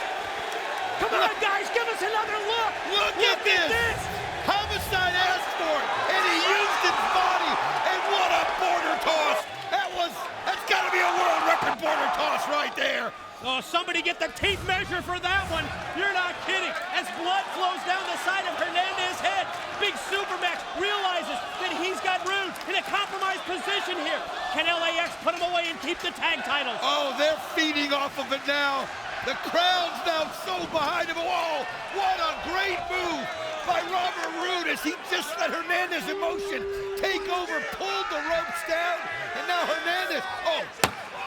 Look at this, Homicide using a water bottle here at the broadcast table to try and wash his eyes out. Oh, again, that eye, it's just, he's so gutsy and he keeps coming back. And look at this guy. You got Salinas and Jacqueline going at it. Hector trying to keep them separated. Good luck. I'll tell you what, Hector, you ought to take a few shots yourself while you're at it. Oh, he went for the last call, but he missed it. And this, look at this. Here it comes. Gringo Killer. Gringo Killer, can he hit it? Oh, but look, watch out for Rude. Oh, that beer bottle right in the eye. Right in the eye. Damn you. Oh, damn. Oh, damn. It's done. Here are your winners. Sorry about your damn luck. World Tag Team Champions, here by Incorporated. He hit him right in the eye with the beer bottle. I didn't even think they could stoop that low. I mean, what an effort. Homicide grabbing water bottles off anywhere he could find just to try to clear it. And look at this, Hernandez is furious. He's irate, but he's got to watch these guys hold these belts up. And look at Homicide squirming on the ground. He's in such severe pain. It's almost as if Hernandez is standing guard over his fallen tag team partner. The beer bottle directly into the previously injured eye of Homicide enables James Storm and Robert Roode to do it. They defeat the three-time TNA World Tag Team Champs and Beer Money Incorporated. They've won the gold. Let's show you what happened. If folks watch how low they stooped here. There's the shot. Robert Roode takes the beer bottle right into the eye, and that allowed James Storm to get the pin. And now Beer Money, the new TNA Tag Team Champion. Hold on a second, Don. TNA cameras have followed Kevin Nash high above the rafters. He's with Sting. Steve, man, we go back a long way. I've seen you like this before. I got a pretty good idea. I know what's going on in your head. Man, I'm telling you, these guys, they don't know. They don't understand. Oh, Kevin, they know. I promise you, they know. Well, there's got to be another way to go about this besides what you're going to do. Nope, Kevin. There's no other way. You know it, and I know it. Period. No other way, Kevin.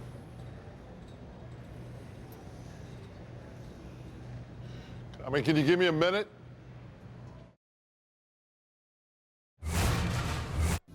Man that you're gonna marry tonight is not Jay. It should be me.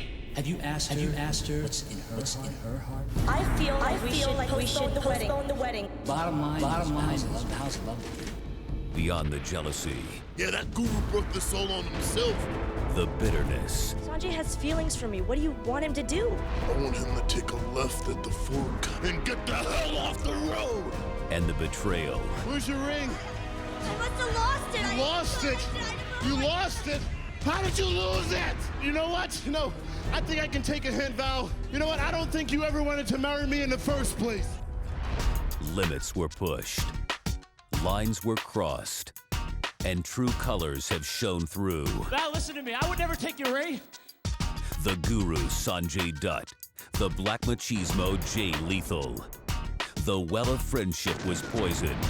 Now the feud between them is filled with venom. Black Machismo Jay Lethal battles the Guru Sanjay Dutt in a black tie brawl and chain match.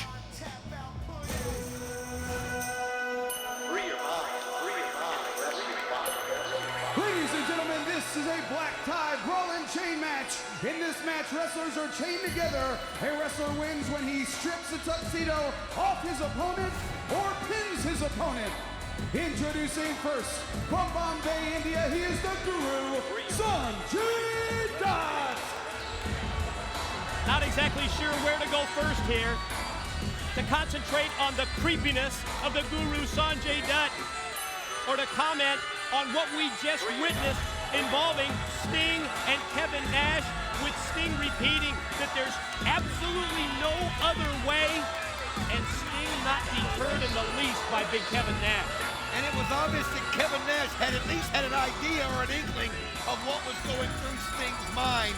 But the bottom line is that Sting's got a plan, and we have no way of knowing what it is.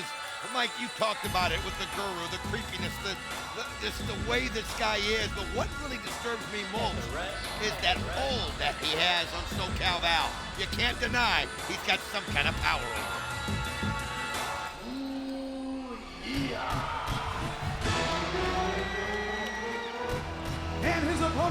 into the ring by SoCal Val, from Elizabeth, New Jersey, Black Machismo, Jay Lethal! Had a chance to talk to Black Machismo earlier today, and he's so thrilled, Don, as TNA makes its pay-per-view debut in his home state, the Garden State of New Jersey. SoCal Val accompanies him to ringside. I know many members of Black Machismo, Jay Lethal's family, are in attendance here tonight at Hard Justice. Well, he needs their support. This is something that he's got to get closure with. And this is a great opportunity. I like what they've done in this match. You can see Jay Lethal's family right there cheering him on, letting him know that they're behind him.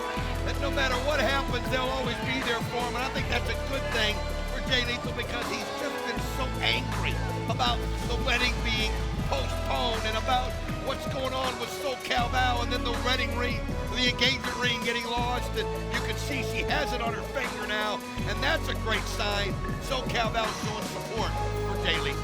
A little reluctant, however, as Lethal hands his glasses to her. You see Slick Johnson, the third man in this matchup, has got the steel chain. Yes, they will be chained together in this black tie brawl and chain match. You win the match one of two ways. You can either pin your opponent or you can strip the tuxedo right off of his back. Talk about the ultimate in embarrassment and humiliation. And think about it. I mean, how deserving would it be? As you see the girl, he doesn't even want to. Come on. He doesn't even want to have that thing put on his wrist. He signed for a chain match. But I tell you, we talked about being humiliated by being stripped here in front of the crowd, and that's exactly what happened to Jay Lethal. He was stripped of his marriage right in front of so many people. And it's a great chance for him to humiliate the girl, but right now the girl is just fighting anything to get locked up, and Jay Lethal, he's already got it on. He's ready to go. This situation that started with the jealousy of the Guru Sanjay Dutt towards Jay Lethal and SoCal Val has just turned so bitter here to the point that they are being hooked together with this steel chain. And how about Jay Lethal? Looks like Black Machismo's one step ahead of the Guru this time. Well, you can see as Slick Johnson's putting the handcuffs there, or the chain on the wrist of the, oh, and now look at him. Slick Johnson trying to get control of this, but Jay Lethal's got a free shot here, and he takes it. Why not? All that pent-up frustration that Black Machismo has had for the past several months, and he's going to take it out on the Guru, who's chained up to the ropes. And boy, referee Johnson's going to try and do his best to get that chain back around the wrist of Black Machismo. Oh, I'll tell you what, though, you gotta like where Black Machismo's gone here. He's kind of gone the route that the Guru would go, kind of fighting him with his own battle. And that was a good move, but somehow Slick Johnson's going to have to get these guys chained together. And look at this! This time he uses the referee, who's just trying to somehow get order restored. But Jay Lethal taking a shot every chance he gets. You're right, the referee was just trying to close that distance with the chain to hook it onto Black Machismo, and he takes advantage again of his situation by putting the boots to the Guru. Well, you gotta like this because this way, Jay, be careful though.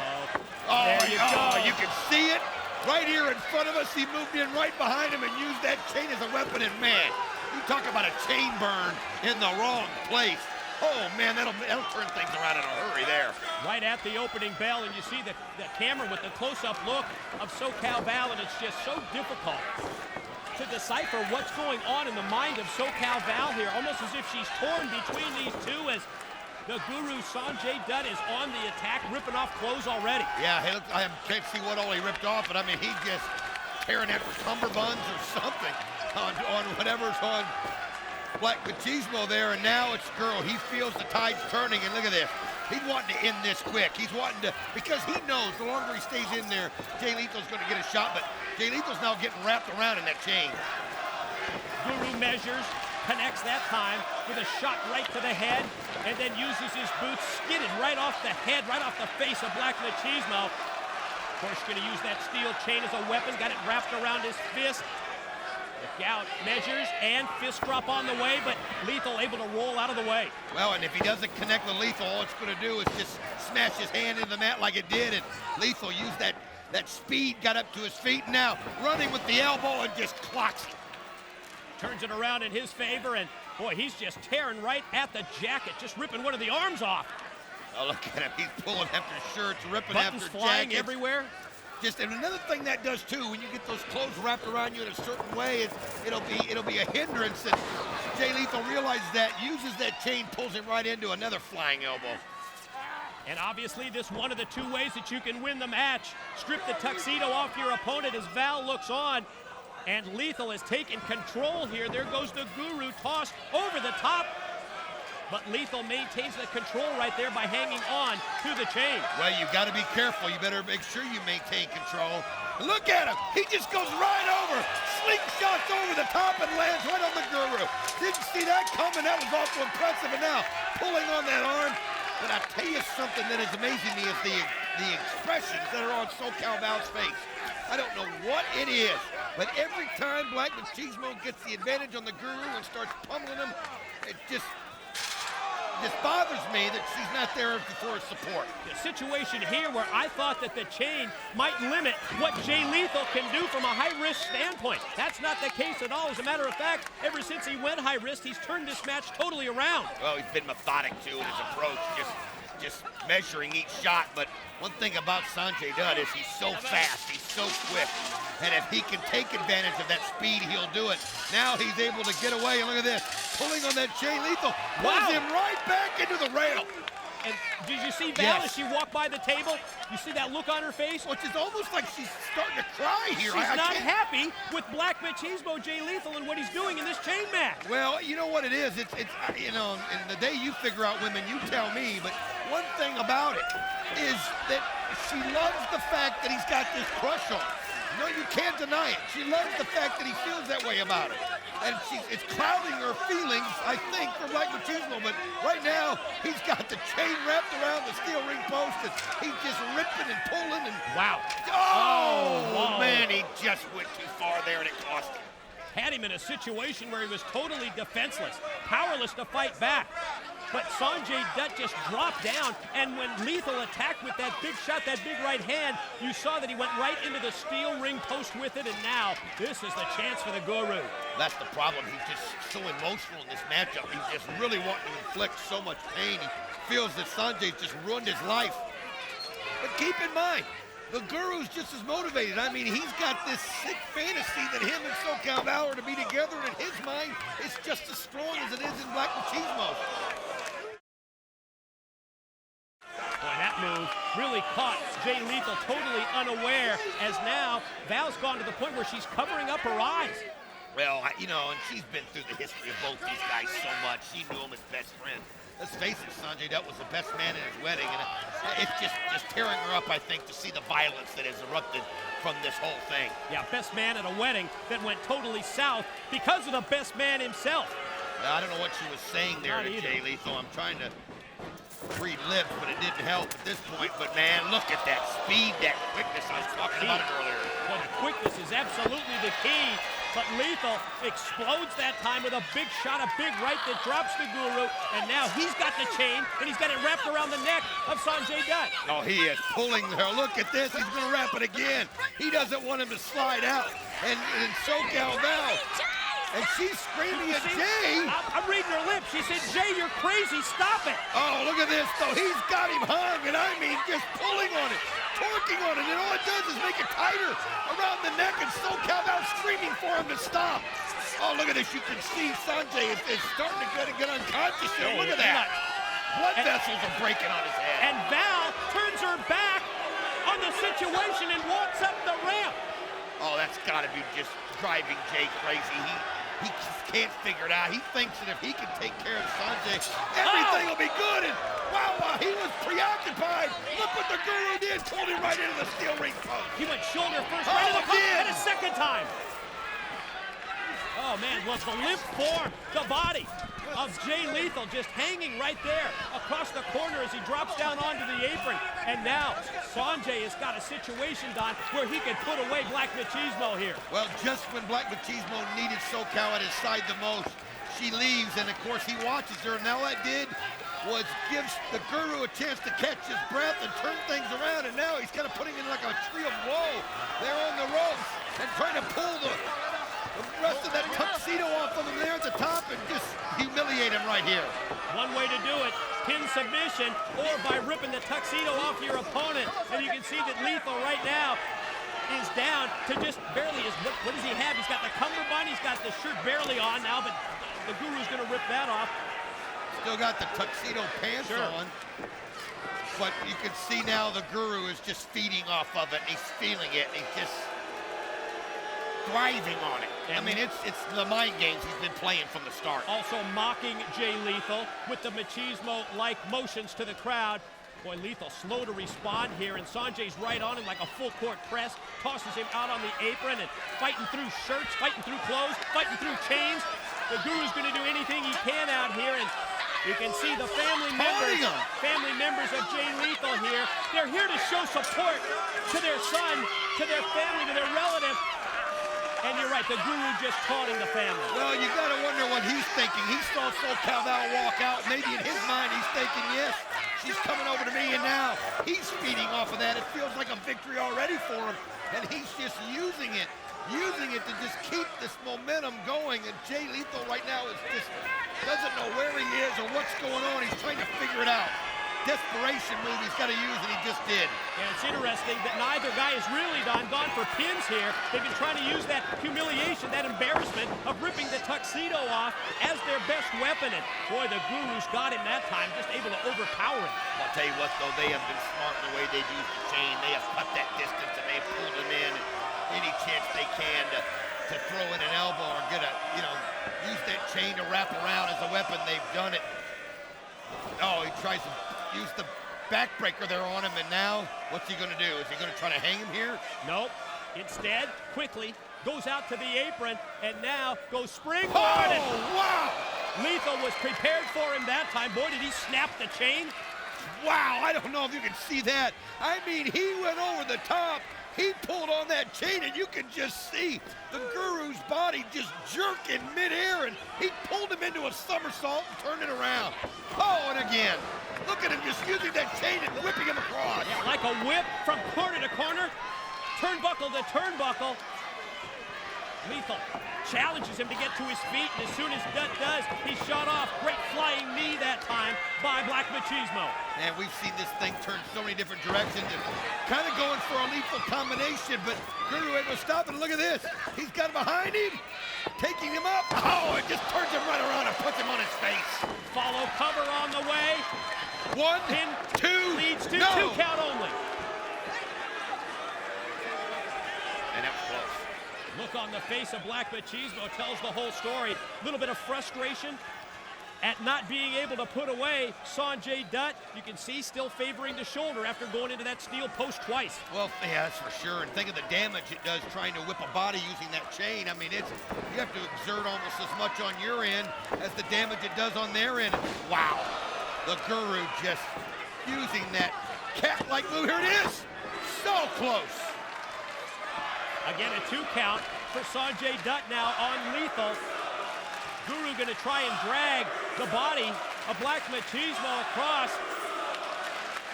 Looks like he's going to go out first to the apron. Has second thoughts about this. You can see now climbing, turning around, getting to the top. You better be careful. You know what happened the last time he tried something high risk. But again, Jay Lethal able to get out of the way and just baited him into it. And now rolls him over. And look at this. Oh, wow. Just kept rolling, kept the momentum going. 1, 2. Oh, did he get it? No. Boy, whole situation started with the attempt at the Hindu press off the top by Sanjay Dutt.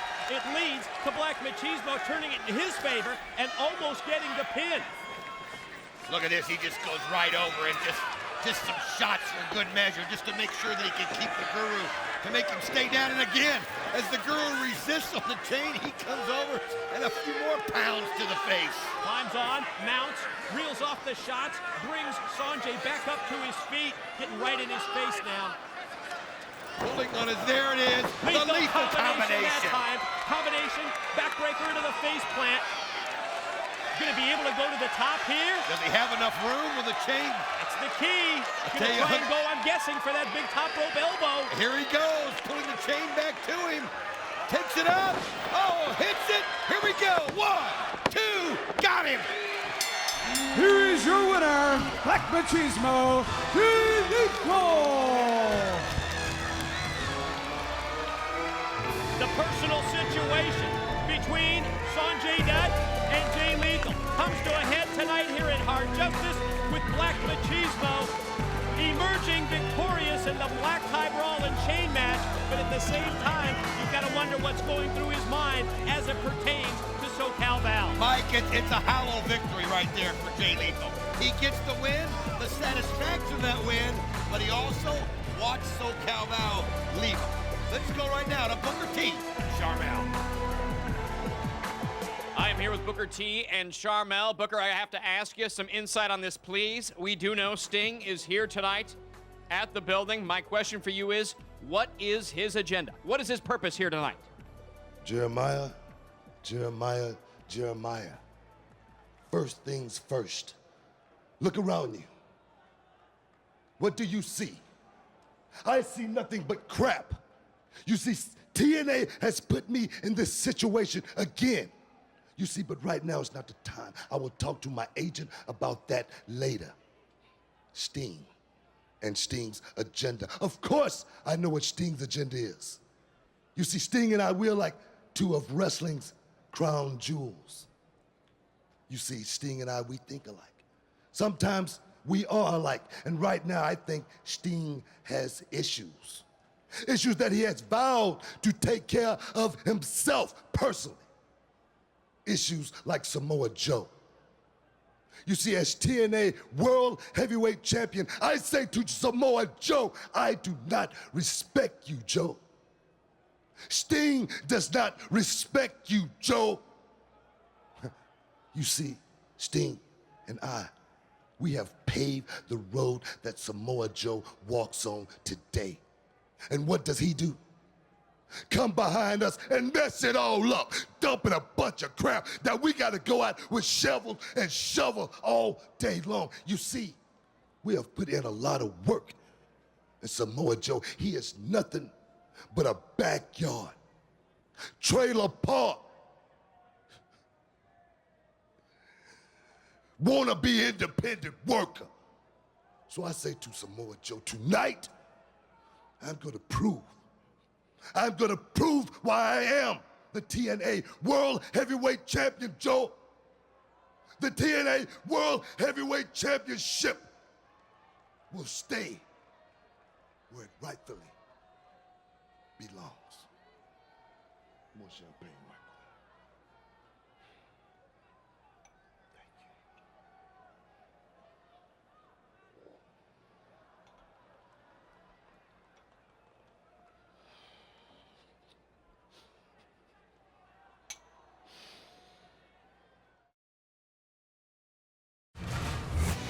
They have thrown each other through tables, Devon now takes him and cuts him right through the table.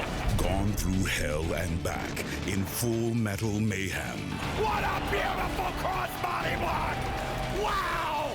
ripped their flesh through panes of glass, Think about what the damage the glass can do! Oh my God! and now they go to war once again, Jersey style. At Hard Justice, 3D versus Rhino and the Instant Classic in your type of match on Jersey Street Fight. In a match where only men with the greatest tolerance for pain could survive. You want to challenge us to a Jersey street fight at Hard Justice? We're from New York City. We're from Hell's Kitchen. We're the hardest in the hardcore. Who are you kidding? 4 hardcore legends in a match named for destruction. You bring everything that you've got. We'll bring everything that we've got, and we'll see who finally ends who. The Instant Classic, Christian Cage, and the War Machine Rhino face Team 3D in a Jersey street fight.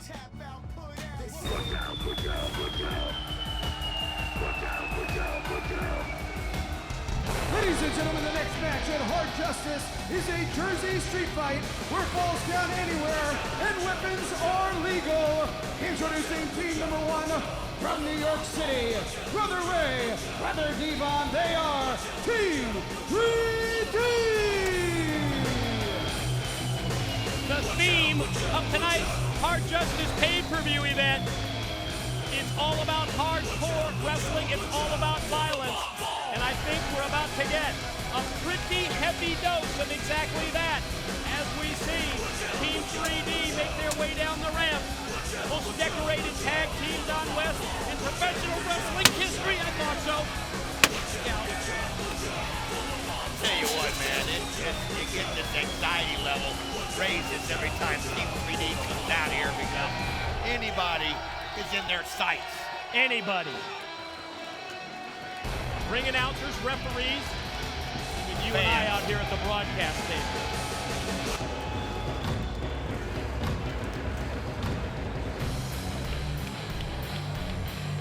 And their opponents first from Detroit, Michigan, the War Machine, Rhino! And here comes the War Machine, full speed ahead. When he charges and hits that ring, Brother Ray, Brother Devon, they scatter. They drop down to the floor.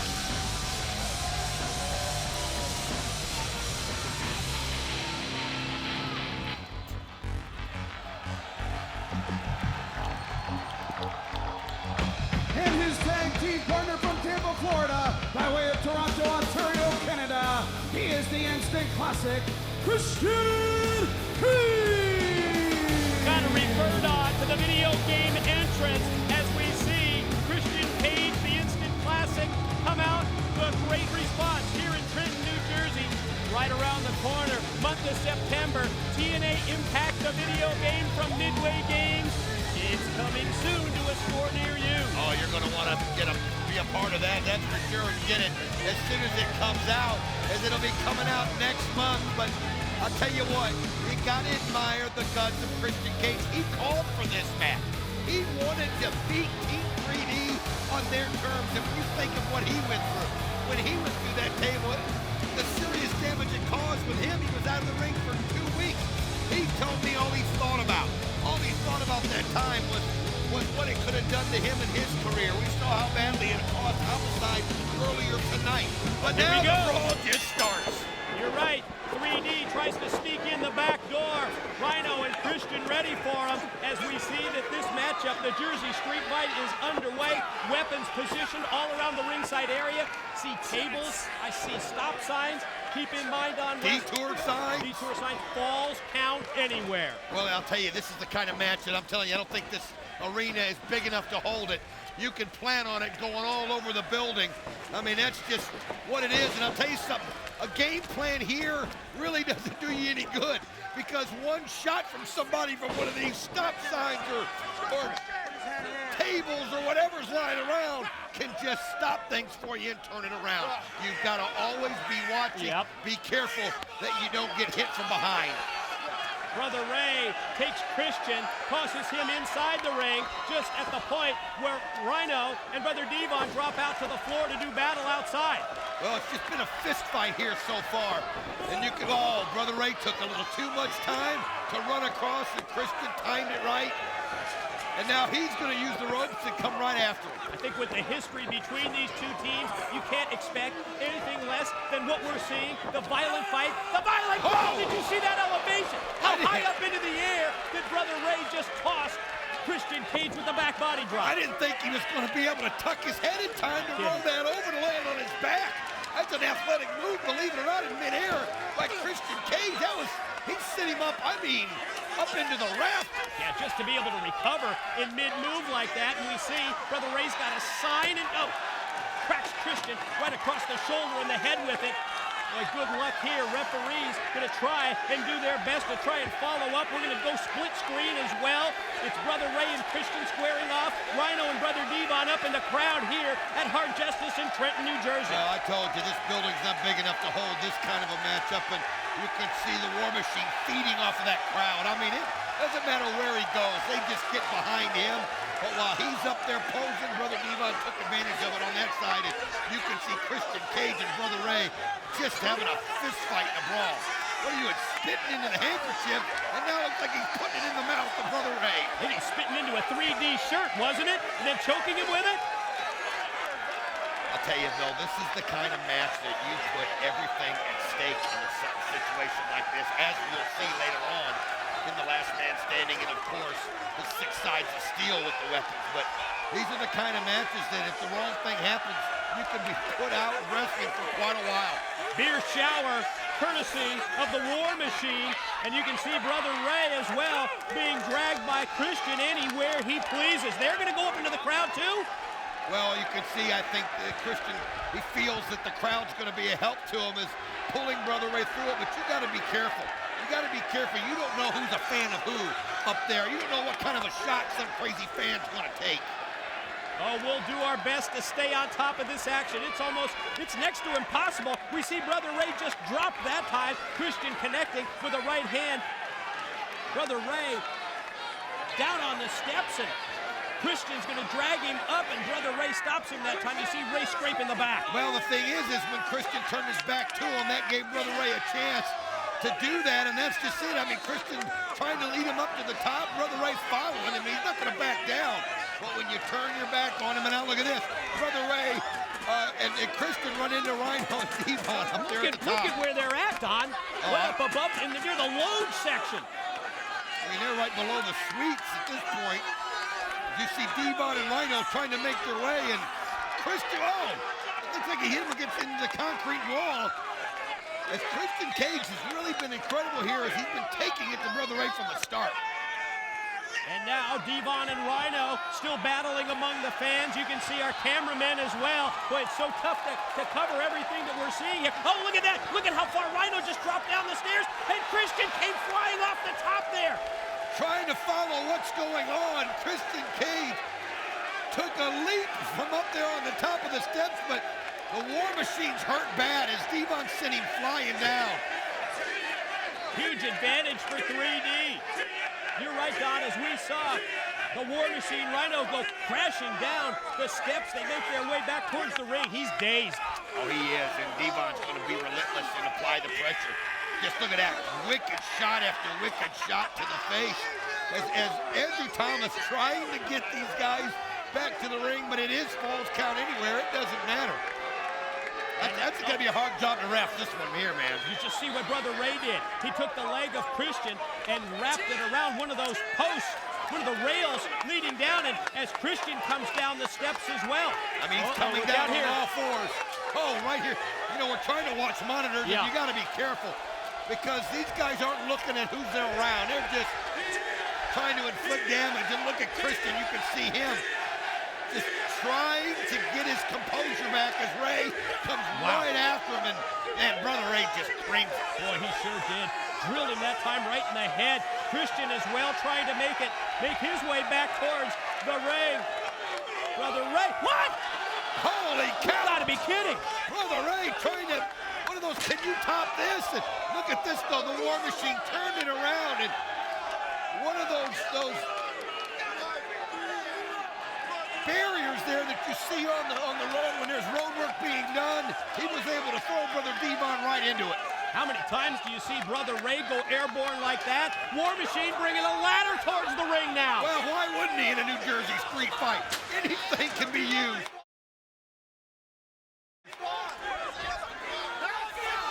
Big right hand by Rhino, rocks Devon, and another as well. Right here by us as we see everybody scatters. Christian coming in. Look out! Right here at the table goes Devon. Nice kick by Christian, as you can see. Look at this. Oh!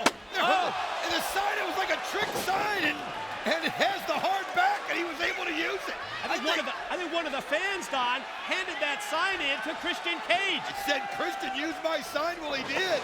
And it wasn't just a piece of poster board, I'll tell you that. Some kind of a road sign that he put the poster board over it. Christian had his back turned momentarily. Devon on top of him. Now Rhino in. Here comes Rhino's shoulder block in the corner. Oh, Devon just crumples to the ground. Right now, Cage and Rhino have the advantage, and they're feeling it. But again, though, they've taken so many shots. But now they're doing the double team. They're taking Brother Ray. Nice combination. They send him flying and have him land. Nice back body drop. Yeah, a little payback to that earlier back body drop they got by one Ray. For Devon. Here it is. No double suplex this time. I'll tell you what, they're working together, and it's a good thing that you do. But you got to remember, though, to make sure you're keeping an eye on who's behind you. I'm watching Christian Cage walk in front of me, and he is limping. He hurt his knee coming down those steps. Favoring his right knee, Don, as he came into the ring, and you're right, showing the after effects of that brawl here in the crowd, here in the stands. Look out, Brother Ray! Oh! First across the back of Rhino, then across the head of Christian. That's what I'm talking about. You can't hesitate. You gotta go for what you're going for, because if you give someone a chance to pick something up and crack you with it, it can turn things around in a hurry. Brother Ray looking for something, I don't know what. I think he's surveying the scene outside to see what he can use as a weapon. Oh my God, he's picking up those, come on. What on earth? Picking up the steps. What? You gotta be kidding. Look at this. Gonna try and get the steps in. He tossed them into the ring. He just threw it right into the middle of the ring, and now Devon. Look at this. Devon's got him. Oh, man, he just drives him right into the War Machine. Wow. A huge steel steps brought into play by Team 3D as they take control of this match. Boy, they're totally in charge right now. Well, that's what happens. You get hit with something like that, and I mean, it's hard to get up from that. The damage was just so extensive, and now look at him just applying the pressure, grabbing the head of Christian Cage and putting him on the steps. And you know, oh, my big shot right to the chest. Brother Ray went airborne earlier, and it looks like he's going to go again, this time the middle rope, but Christian goes up to meet him. Well, I'll tell you, Christian can just picture that big body of Brother Ray landing on top of him with no giving those steps. And look at this, turns it right around and puts Brother Ray right on his face on the steps. Drove it face first, right into the steel. Here comes Devon from behind on Christian, but Christian saw him out of the corner of his eye and hit him with the detour sign. I mean, he should. Brother Devon should have taken a detour because he took a wicked shot. I mean, he hit him full force. And you can see Brother Ray trying actually to use the steps to get on his feet, but he's still groggy. Still groggy, and Christian Cage, he's feeling it. Instant classic standing tall. Wait, bye-bye. Oh! Went to swing at Brother Ray, but Ray was able to move out of the way, got his head out of the line of fire from the full Nelson drop! Just put him right there on his spine. You can see Christian bowing up. You can see what the effort did to Brother Ray as it cost both of them. Look at this, he's leaning over. Here we go. In, two, no! Close, but not quite. All four of these men, Don, trying to fight through the pain that they've endured in this match.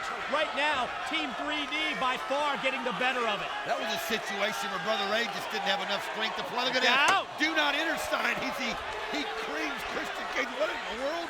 Oh. Like a big road cone? That's right. With the stop sign there on top of it. You can hear them chanting here in New Jersey, Northeast Homecoming for Team 3D. They're insisting that tables come into play. Oh, he's trying to drive it there into the crotch of Christian Cage, but he forgets that the War Machine was there, and that's what I mean. You turn your back on somebody for a second. Look at him come through and hit him with that clothesline. But Devon was waiting for it. Yeah, just the second. The moment that he hit the clothesline on Ray, he turns right into the power move from Devon. Devon stalking. Here he comes. And Christian put up the stop sign. Devon saw it, looked at it, just gore! Here's the pin. No! Brother Ray breaks it up with a drop kick of all things. Christian to the top. Here he goes. Just measuring it. Turns around and there he goes. Nice crossbody block. Cover. 1, 2, no! How close? Instant classic goes high risk, almost pays off. Right back on it. Unprettier attempt. Brother Ray fighting it off. That's a big man to turn for the unprettier. Can he get it turned around? No, not quite.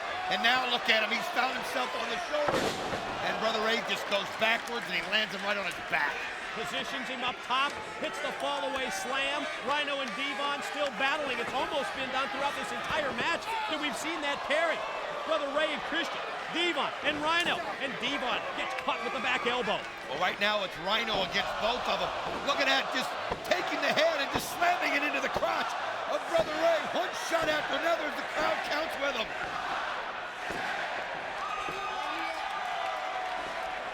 Quick roll up on Devon. Rhino's got him. No. Power out before 3. Rhino gonna go to the ropes, get that extra spring, extra leverage. Both men go for the clothesline. And you can see the exhaustion in everybody. I mean, it's just all you can do to put on any kind of an assault. After 4 or 5 shots, you're wore out. They've been hit with everything under the sun. Brother Ray involving referee Andrew Thomas. Andrew not too happy with that. Instant classic up top. Christian's gonna go for the Hurricane Rana. Instead, reversed into a powerbomb. He just couldn't get it wrapped around, and he didn't have enough strength to use his legs, and Brother Ray just sensed that one. He just let gravity come into play and just took him all the way and powerbombed him right in the middle of the ring. You talked about how all 4 of these individuals are showing all they've gone through. Quick pin out of nowhere. Did he get him? No, I'm telling you what, that was like last split second. Christian Cage realized that he rolls out of the ring. Uh-oh, Rhino just got a shot from that detour side. Holy cow. I mean, he also caught him with one of the corners of it. I mean, it just sliced into his back.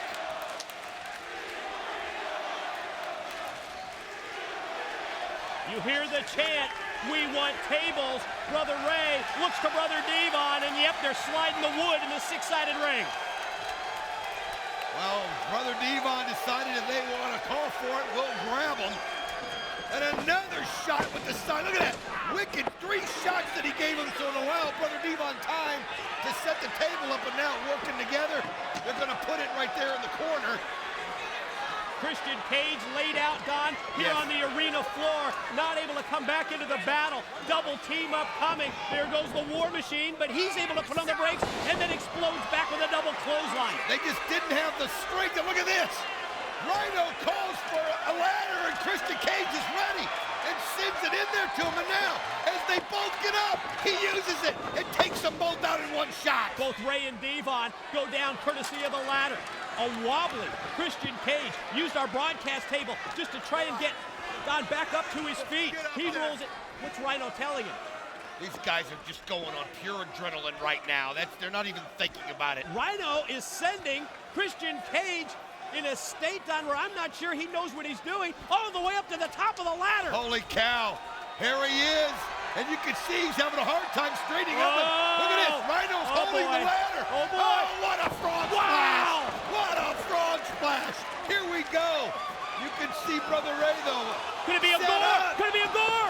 Gore! Gore! Gore into the table. Got it. Ladies and gentlemen, your winners, the Instant Classic Christian Cage and the War Machine Rhino. Incredible sequence of events that leads to Christian Cage and Rhino winning this Jersey Street Fight. Here comes 3D associate Johnny Devine in with the familiar kendo stick. I was just thinking how great it was to see this matchup between these 4 and no Johnny Devine interference, and then here he comes, and look at this. Just using it to beat down the shots. The kendo stick shots right there on Christian Cage. 3D picking at the bones of Rhino. They've got something in store for the War Machine here. Devon and Devine, at least. Brother Ray laid out. Oh, look at this. And now you can see that Rhino, he can't defend himself. Brother Devon just pummeling the back of his head. It's like the victory meant nothing here. You can see this Team 3D just wants to. They feel embarrassed. They're here in New Jersey. They got beat in New Jersey Street Fight. Whoa, wait a minute.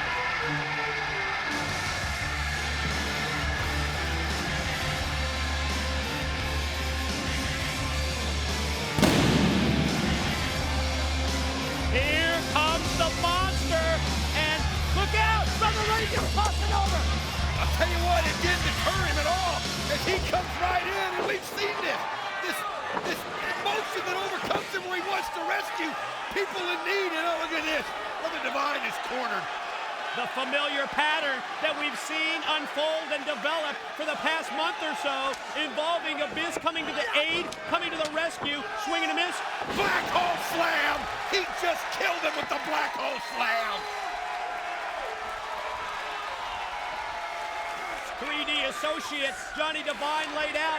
Is Abyss going to go back? Is he going to use the weapon? Well, he's got it in his hands now, and they're just laying all around. The temptation has got to be humongous for him.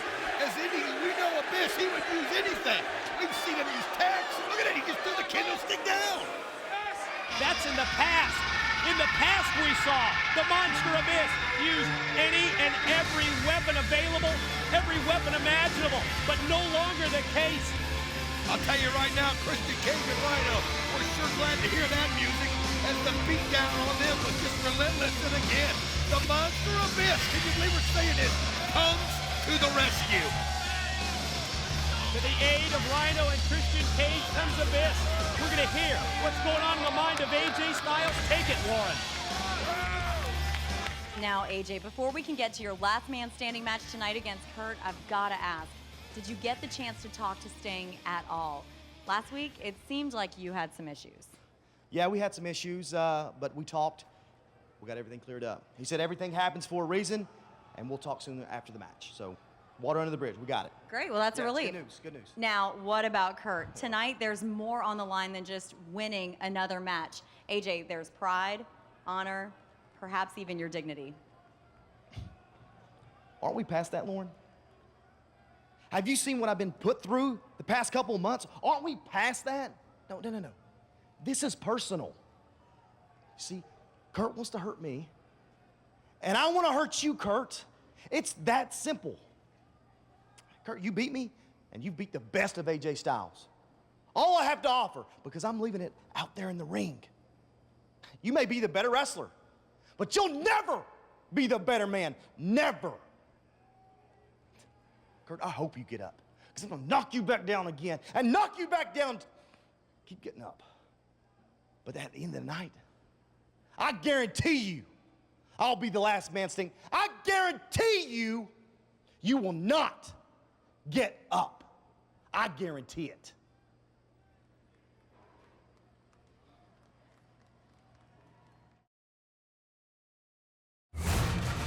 He welcomed him into the alliance and became his mentor, and the protege rose to new heights.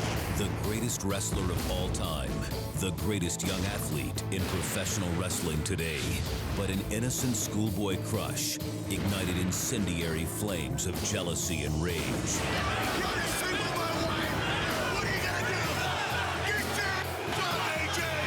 Now, hate has no limits. Where's your concern, Kurt? You want to lay me out from behind in the dark? Well, I'm going to lay you out in front of the whole world at Hard Justice. I need a last man standing match. A last man standing! I guarantee you this, Kurt. You'll not get up. Get up. The line was crossed. I turned a nobody into a somebody. Then what'd you do? You went and slept with my wife.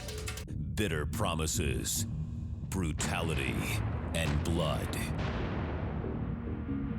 Is this a last man standing match or a savage war where only one sole survivor will remain?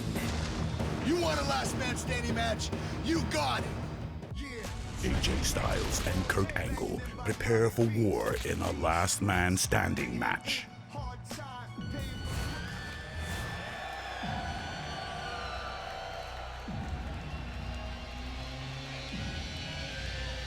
Ladies and gentlemen, Hard Justice continues with the last man standing match.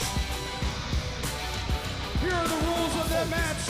A wrestler wins when he pins his opponent. After pinning his opponent cannot answer the referee's 10 count. Introducing first, from Pittsburgh, Pennsylvania, professional wrestling's only Olympic gold medalist, Kurt Angle! It is time to settle what is quite honestly the most personal grudge, the most personal rivalry that we have ever dealt with in the history of TNA wrestling.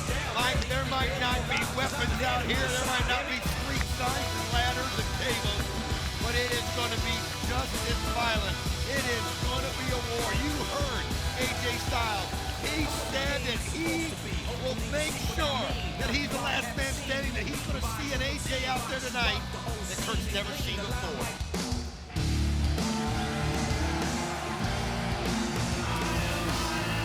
And his opponent from Gainesville, Georgia, the phenomenal AJ Styles! Earlier tonight in Hard Justice, we saw a situation where a competitor homicide feeling the after effects of what went down Thursday night at Impact, potentially led to a situation, Don, where LAX ended up losing the TNA World Tag Team titles. Also on that same Impact show, we saw the Olympic gold medalist Kurt Angle have his head split wide open. The ladder that came into play during a weapons-style gauntlet match just sliced open the head of Angle. The blood flowed like water. I had an opportunity to speak with Kurt Angle earlier today. He tells me he can see he's got it bandaged up. Took in the neighborhood of 7 or 8 stitches into his head to close that wound. We'll find out if that big attack this past Thursday may hinder Kurt Angle tonight. Well, one thing we know about Kurt Angle, he's going to be focused on the task at hand. I've never seen anything like it. The Olympic gold medalist, that was just one of the glorious things you've ever seen, and the guy never had any quit. So you respect that part of Kurt Angle. What you hate to see is where this feud has become, all because of blind rage and a blind jealousy. Kurt Angle's convinced AJ's done something he hasn't done. AJ's just at it. I've never seen this side of AJ before. He's sick of it. He's sick and tired of being everybody's whipping boy. And I mean, you could just feel a mean streak in him here tonight. He wants Kurt Angle, and he wants to end this right now. Boy, can't you feel the tension? And just as AJ Styles makes a move toward Kurt Angle, the Olympic gold medalist drops down to the arena floor. Appropriate time of year with the Olympics going on over in China for the Olympic gold medalist Kurt Angle to face the phenomenal AJ Styles. And you could tell Kurt Angle knows it. He knows right now he's got to be wary. He knows that AJ Styles is amped up like he's never seen him. Kurt's too smart just to go out there and just start a slugfest right now. I mean, he's a wrestler, and he's going to try to beat him at wrestling, but AJ just wants to hurt him, and you know what? Kurt's just letting AJ burn him bright right now, but he's not doing anything. He's not getting his hands on him, so it's going to be frustrating to AJ Styles. That's really the key, because every time that AJ comes towards Kurt, he's able to move out of the way, and he's getting into the mind of AJ Styles. Well, that's just what he does. I mean, that's what makes him so great. I mean, he really, you're looking at two of maybe the best two technical wrestlers in the history of professional wrestling. They really are something. Kurt doesn't care, doesn't mind the boos from the crowd. He knows, right? Look at that, just spit on him. He's doing everything he can to goad AJ to have things go his way. And now, look at this. He planned it, so he made it into the ring first, and he was able to set up the attack on AJ. That's what makes Kurt Angle so great. Edge, Kurt Angle early on, playing with AJ's mind. AJ chases him around the ring and then becomes vulnerable as Angle unloads. Remember, a pin or a submission doesn't necessarily win you the match. It's step number 1, because after you pin your opponent, at that point, the referee will put in a 10 count. The wrestler who does not answer the referee's 10 count is the loser of the match. See there, they're locking up AJ Styles and Kurt Angle able to use it and snap that suplex off, and just right now doing what he wants. He's going to try to grind him down. I mean, I've talked to Kurt even about AJ, and he respects AJ's ability. You can't not respect AJ Styles' ability. He knows AJ's younger. He knows AJ is quicker. But one thing he can't do is out-wrestle Kurt Angle. I mean, not in mat wrestling, and that's what Kurt's going to do. He's going to keep AJ grounded. He's going to keep using submission holds like this. He's going to try to wear AJ out, shorten that ring so it goes his way, and right now that's what he's doing. Why wouldn't you? That's actually the perfect strategy for a situation like this. Play to your strengths, try and take away your opponents, and that's exactly what it boils down to. If Kurt Angle is able to ground AJ Styles, and if he's able to out-wrestle him. AJ turns it around, at least momentarily, got him in the corner, got that boot right across the throat of the Olympic gold medalist, and as you heard, the crowd here in New Jersey sounded like a split response in terms of the support. Well, I mean, it's hard not to like both of these guys. They've done so much for professional wrestling. Oh, man, that German uppercut that he uses, and just snaps a look at AJ, just effortless, and how he can leap up, and he sets you up for that phenomenal drop kick, and there's nothing you can do. You just find yourself going at him. Oh, talk about clotheslining you out of the ring. I mean, it's almost like it's a fight to AJ. He wants a fight. Kurt wants to wrestle, and AJ just wants to get payback, man. I think the key for AJ is to put together the series of moves like this one, punctuated by a flip dive over the top rope. rope. You know, some people take too long to hit those ropes and run across the ring. He does it with such good speed. 1, 2. Oh, he didn't quite get the pin, though. That's what you've got to do, though. You've got to take a decisive blow like that so you can get the pin, and then you can get the 10 count. Let's look at this again. Take another look at AJ Styles. Oh, my. Great move by AJ that time, flipping over, crashing on to Kurt Angle. We come back live at Hard Justice with AJ in pursuit and Angle going face first into the apron. Well, AJ's just totally turned this thing around. I mean, Kurt was playing the mind games. AJ Styles was just so amped up, and now AJ's using that anger. He's just using that anger. He's got Kurt where he wants him, and everything he's doing, he's trying to cause severe damage. Wow. Ooh, you hear the sound of that kick? It just echoed all over the arena here in Trenton, New Jersey. Stiff shot. A kick to the chest as Angle goes down, and AJ's right on it. He's just relentless, not letting up. Scoop, plants it, mid-ring slam. AJ. I'll tell you what, he's just not doing anything that Kurt Angle had planned for him to do, and you can see Kurt, his game plan is totally going to hell in a handbasket right here as AJ Styles just hitting him with everything. Nice knee to the face. Look at Kurt trying to ward him off. I don't think that's going to work at all. That's just going to, oh, he set him off. Sure did. Begging off and then taking AJ Styles and dumping him between the ropes, as you see. Kurt checking on his head and the cut from Thursday night. Well, he's clearing the cobwebs too. I mean, AJ's giving him 4 or 5 good shots. Sometimes you just gotta get a little space. You gotta clear it. And looks like he's ready to go after. He realizes he's got AJ now on his hands and knees. He better take advantage of it. Now it's a chance for Kurt Angle to use those steel posts outside, those steel guardrails, much like AJ did earlier, using it as an offensive weapon against the phenomenal AJ Styles. Angle motioning around the ringside area to clear things out, warning the ringside fans, then takes AJ, shoots him across, and AJ just leapfrogged right over the rail, and then caught Angle coming in. I mean, that time AJ goaded him, and look at that. Oh, he comes in, but look at the strength as Kurt Angle catches him. Oh, wow! You see Angle shook his head when he caught him in mid-move, almost like you're not going to show me up, then takes him, flings him overhead, and Styles just crashed right into the guardrail. Guys in the truck, show us that one more time. Watch how he turns around, knows where he is, and then here it is, just suplexes him right there into that steel rail. You can see the top of that rail hit the back of AJ. On him, pin, 2. AJ rolls the shoulder before 2. Again, keep in mind, a pin is just step number 1 in this last man standing match, because after the pin, it's the referee's 10 count that will ultimately decide it. Face first, steel steps. AJ in trouble at this point, and you can just tell that Angle loves every second of it. And this thing is just going in waves. When it turns, and right now it's all Olympic gold medalists, and one shot wasn't good enough. He wanted another one, and that's the kind of thing you got to do. Basically, you've got to beat your opponent so bad that when you pin him, he doesn't even realize it. So that way he can't get up after 10 count. He's not even there. But look at AJ. That's something about him. He has no quit. I think he's knocked that bandage off the head of Kurt. And then he reels off a series of shots, Don, right into the area where it was stitched up.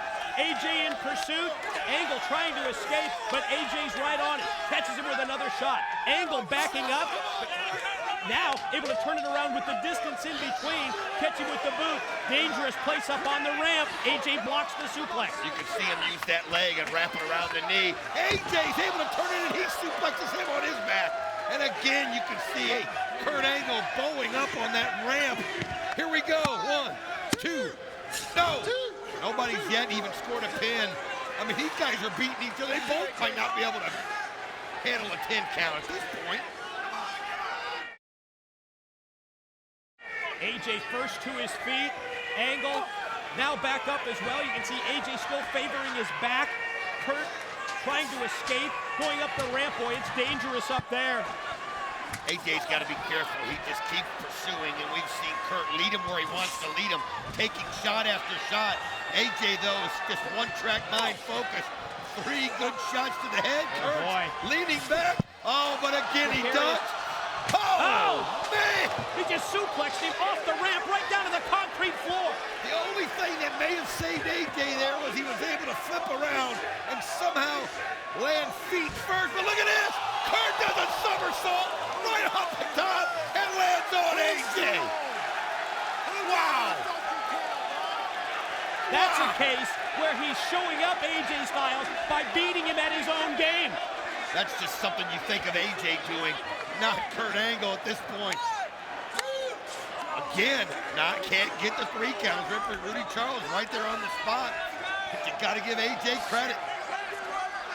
Angle back on him, grabs the side headlock. Now going to take him, I'm presuming, back towards the ring area.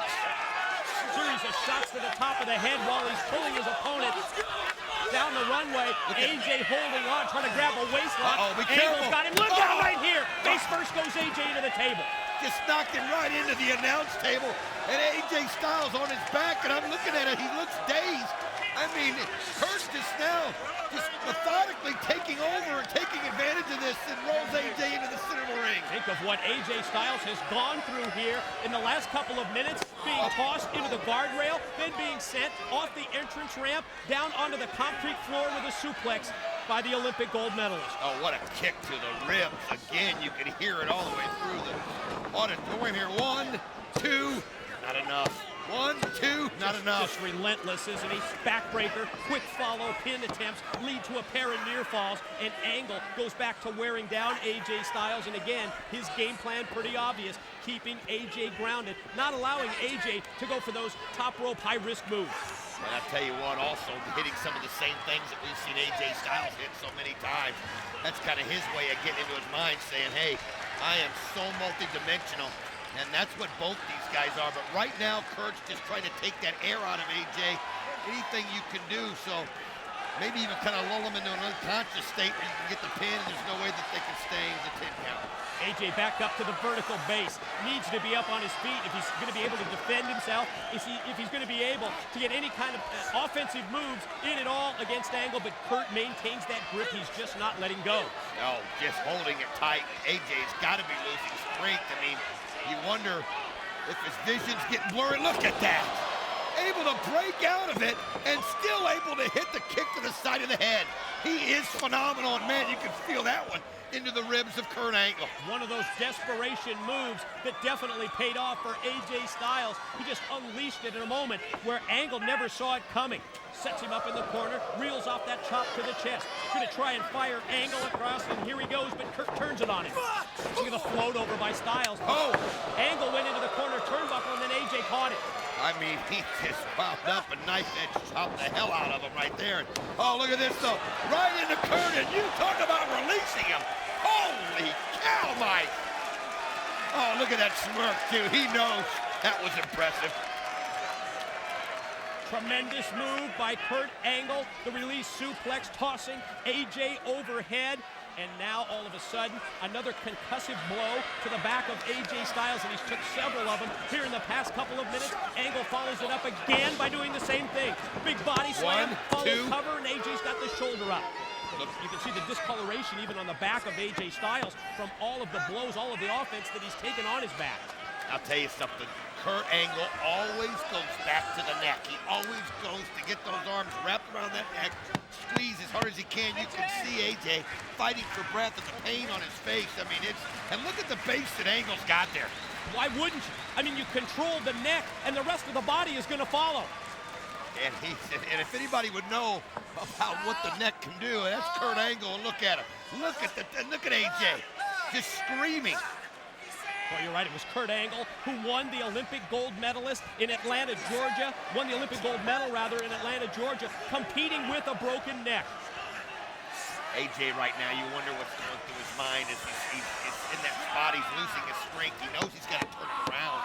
You wonder if he'll submit here. I mean, he's losing. You can see AJ's fighting it in a situation he doesn't want to. He doesn't want to submit, but remember, even if he does submit, the match isn't over.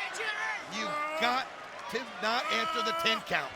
Angle turns up the pressure, just at the point where it looks like AJ is going to be able to escape the vice-like grip of Kurt Angle. Kurt just turns it on and just torques that head and neck even more. Well, AJ gets to his feet, and that's a good thing for him. It gives him a little bit, and that's how he's able to break the hold. Just shot after shot, be relentless, keep coming, and look at him. one after another, after another. I mean, now he's just throwing haymakers. Now the knees. I mean, he's just coming right after him. Series of shots has Angle rattled, at least momentarily. AJ gonna try and mount an offense here. Angle shot off into the ropes. Look at Angle run those ropes, and boy, both men go for the cross body block that time as they meet in mid-range. And I'm telling you, that was absolute irresistible force, an immovable object right there in midair in the ring, and both of them, it caused them more damage. As you can see, AJ holding his stomach, and now they're getting counted out by Rudy Charles. Kurt on the verge of getting back up to his feet. Gonna go over to the ring ropes for a little assist. Still favoring, you can see Kurt favoring his arm as AJ unleashes a shot with the right hand. Another big right by Styles, and that time the clothesline decked him. Another clothesline. I mean, look at this. That's 3 in a row. Just comes right after him, and you can see Kurt now gasping for air. AJ, you can feel it turning in his favor, but oh, that may have been a big mistake. Oh, again, a nice block, though. AJ gonna go springboard off the top. Caught him with the shoulder block that time, and that one rocked Kurt Angle. I think he might have been going for that flying forearm, but that's what he can do. You make a decision in midair. He didn't quite get the elevation he wanted, so he just took the shoulder straight in, and now he's got him on his back. Backbreaker applied, putting the pressure on Kurt Angle's neck and back at the same time. Kurt trying to fight it off here, but AJ's got him up on his shoulders. Kurt gonna submit. Spins him around and puts him right on the back of his head. Here it is. Hail Mary. Did he get it? No, 2 count only, says Rudy Charles. Boy, just amazing at this point that Kurt Angle able to fight through everything that he's gone through in this match, just when it looked like off the backbreaker that AJ was going to be able to put him away, at least get a 3 count, and then potentially the referee's 10 count in the last man standing match. I tell you though, these guys have taken such a beating that you feel like it's close. You feel like if someone can just hit the right shot, they can end this thing here. And look at AJ now pulling Kurt Angle to his feet. Kurt again, look, he's setting him up for the Styles Clash. Look at that. Kurt grabs those ankles, and now he's got there hold of it. Oh, does he got it wrapped in. Ankle lock applied, and again, perfect ring positioning for Angle. AJ uses his free leg, however, to kick off. Angle comes at him again, and he just takes him up and drops him on his spine. Nice spine buster and just desperation at that point. You can see AJ, he can't even go forward and try to go for the pin. He's got to catch his own breath. I mean, these guys are gasping for air. Just gasping for it. AJ out to the apron. Could be one of those opportunities here for him to go high risk. Angle's kept him grounded for much of this match. And just as soon as AJ starts to mount the ropes, Angle, burst of speed, comes at him. AJ catches him with a shot, and then Styles, caught, powerbomb down. 2, oh! Now look at this, he's got him up. He's gonna try and beat him with his own move. AJ fighting it. Now who better to know how to defend the Styles Clash He than turns it AJ? into the And now ankle he's got Angle's submission hold applied on him. How about that counter by AJ? And look at though, now if anybody would know what the ankle lock can do, it's Kurt Angle, but I'll tell you, the way he's got it cinched in there, I don't know what Kurt can do. He's fighting through the pain, and at the same time, he's trying to position his body just a little bit closer to the ropes. And he pulls as soon him. as he does, you're right. AJ pulls him back to the center, drops down and grapevines the leg, and maintains the ankle lock. Oh, he is just absolutely beating Kurt Angle at his own game, and he taps out.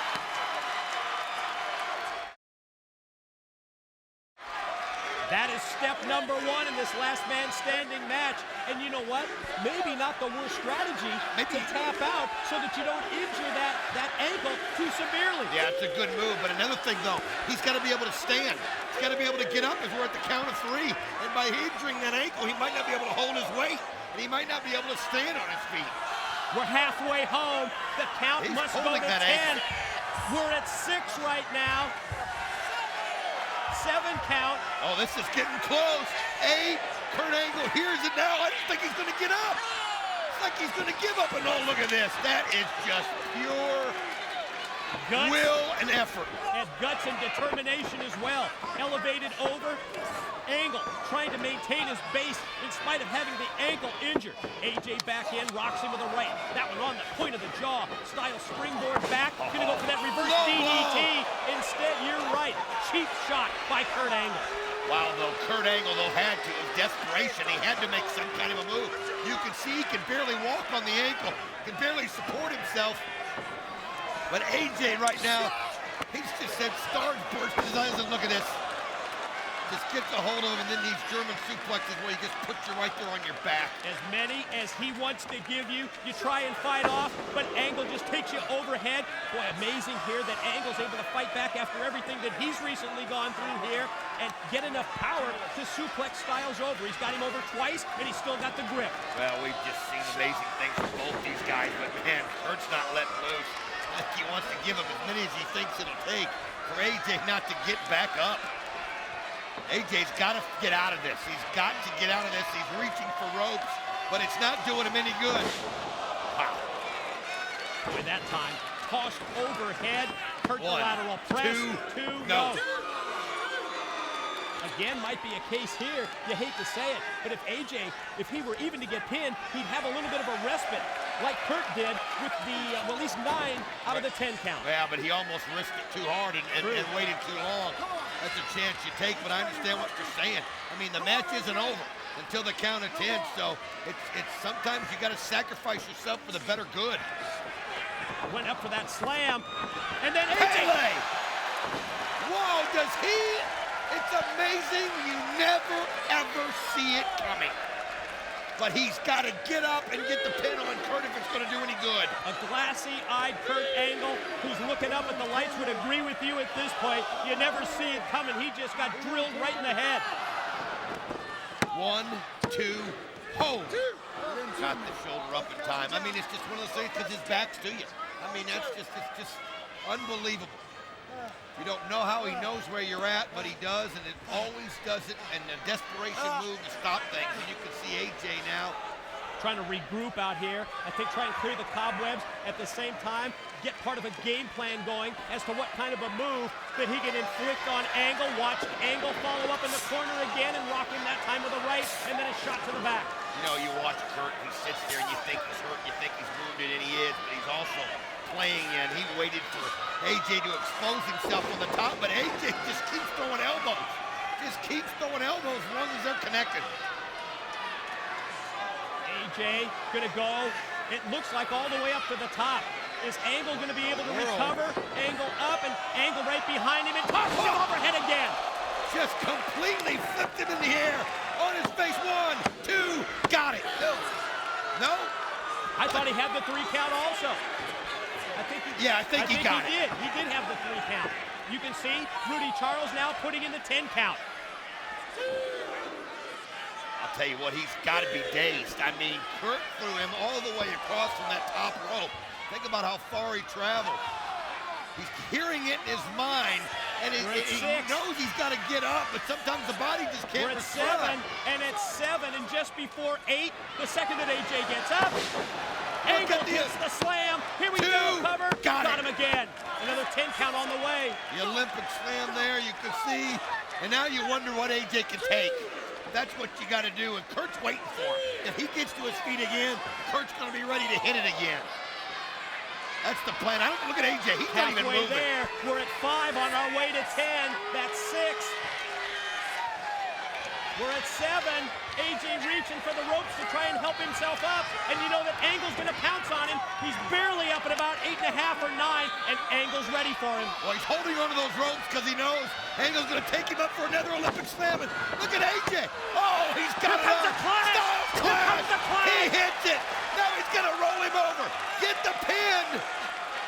Look at Kurt fighting it, but there it is. 1, 2, got it. Now the 10 count for Kurt Angle. AJ hits that Styles clash. Angle down for the 3 count, and Rudy Charles. Let's see how close he gets to 10. Well, these guys are just unbelievable, but what they have gone through is unreal. Now Kurt's not moving. You can see him taking those big, deep breaths. He's not getting up. It's at 8. Now he's reacting. It's at 9. So close. Oh, unbelievable. Wow. Barely up before 10. About 9.5 that time. AJ in, shoulder block in the corner. Gonna try and position Kurt up on the top rope. Well, you can see how dazed Angle is at this point. Let's see if AJ can put him away. Well, this is what you got to do. This is the opportunity. You've got to do it now. What's he doing? Setting him up. Suplex attempt fought off with the series of shots into the rib cage by Angle. AJ just barely holding on. Look at this. Kurt's got a hold of him. Wait a minute. No way. What in the world? He's going to try and suplex him? Look at this. He just headbutted him. He did. Oh, he just DDT'd him right on his head. Right on his head. And he dropped him right on his neck. He sure did. Oh, my gosh. I don't know. Look at, you can see him spazzing. You can see Kurt Angle's. Oh, my God. Oh, my, that's one of those. There's no way he's going to get up from that. Unbelievable, Mike. He, from the top You see that landing? And now the referee putting in the 10 count here on Kurt Angle. You see AJ also trying to get to his feet. He's going to have to at least be on his. AJ's got to get to his feet as well here, Don. Kurt's not moving. I'm afraid of what we just witnessed. I am too. Oh, my God. He landed on that neck and head. We're at 9. AJ's up at 9, and Kurt Angle's still down. AJ's the winner, but you're right. Ladies and gentlemen, here is your winner, the phenomenal AJ Styles. Oh, man, and look at Kurt. He's holding the back of it. That's a one good sign. He's moving his arms, which is a good sign, but with all the damage that he's had and all the things that's happened to him, oh, that was bad. It was like he tried to suplex him and he turned it into a DDT, and there was a bad landing. Boy, it sure was. And you can see Kurt trying to fight through the pain. I think we're going to need some medical attention here for Kurt Angle. No, we got to get him out of here. You got to be careful. You got to err on the side of caution with a situation like this as AJ. He's got to feel like he's exercised some demons here. Mike, he's got to feel like he's exercised some demons. You look back at a match like this, and you say, incredible effort from both, and you can see the concern on the face of Rudy Charles, calling for someone from the training staff here at TNA. Oh, my God. We saw it was such a bad landing. And Rudy Charles, they're coming in right now. TNA trainers, some of the EMTs always have the ambulance station backstage here at TNA events, and you can see they're going to bring a neck brace in. They've got the stretcher in place here. Well, they've got to do it this way. They have to do it this way.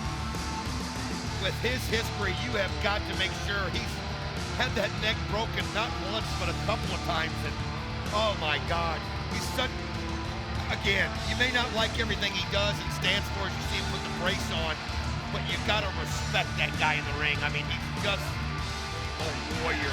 AJ feels bad. And you can see that AJ's check coming on back him. to the ring area to check. Wait a minute. Look at this. Oh my God. What is this? AJ goes right after again. What? And puts him on his head again. What the hell is are we he doing? saying here? And look at him right to Angle's face. I mean, we talked about how this thing was personal. But he knocked him off the stretcher and then dropped him on his head again. AJ Styles is just snapped. I mean, we've not seen this side of him. I mean, he's such a competitor. It's always been about competition. But he saw a vulnerable Kurt Angle there. I can't believe it. AJ literally knocked him off of the stretcher and then hit him with another one. AJ Styles interrupting the EMTs. What? What's going on? What happened here? I don't know. The lights are out here. Look at this! Sting's got him! Sting's got AJ. Wow! Scorpion death drop by Sting on the ramp on AJ Styles. He was waiting behind him and just put him on the back of his head.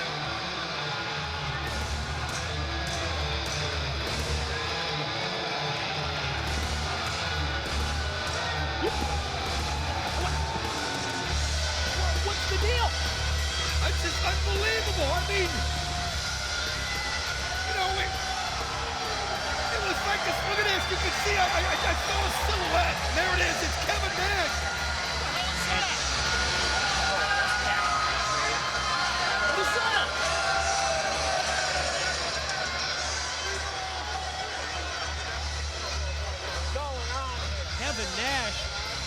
confronting Sting, and you can see by the body language of Kevin Nash is now referees, officials checking on the condition of AJ Styles as Kurt Angle is being helped from the ring.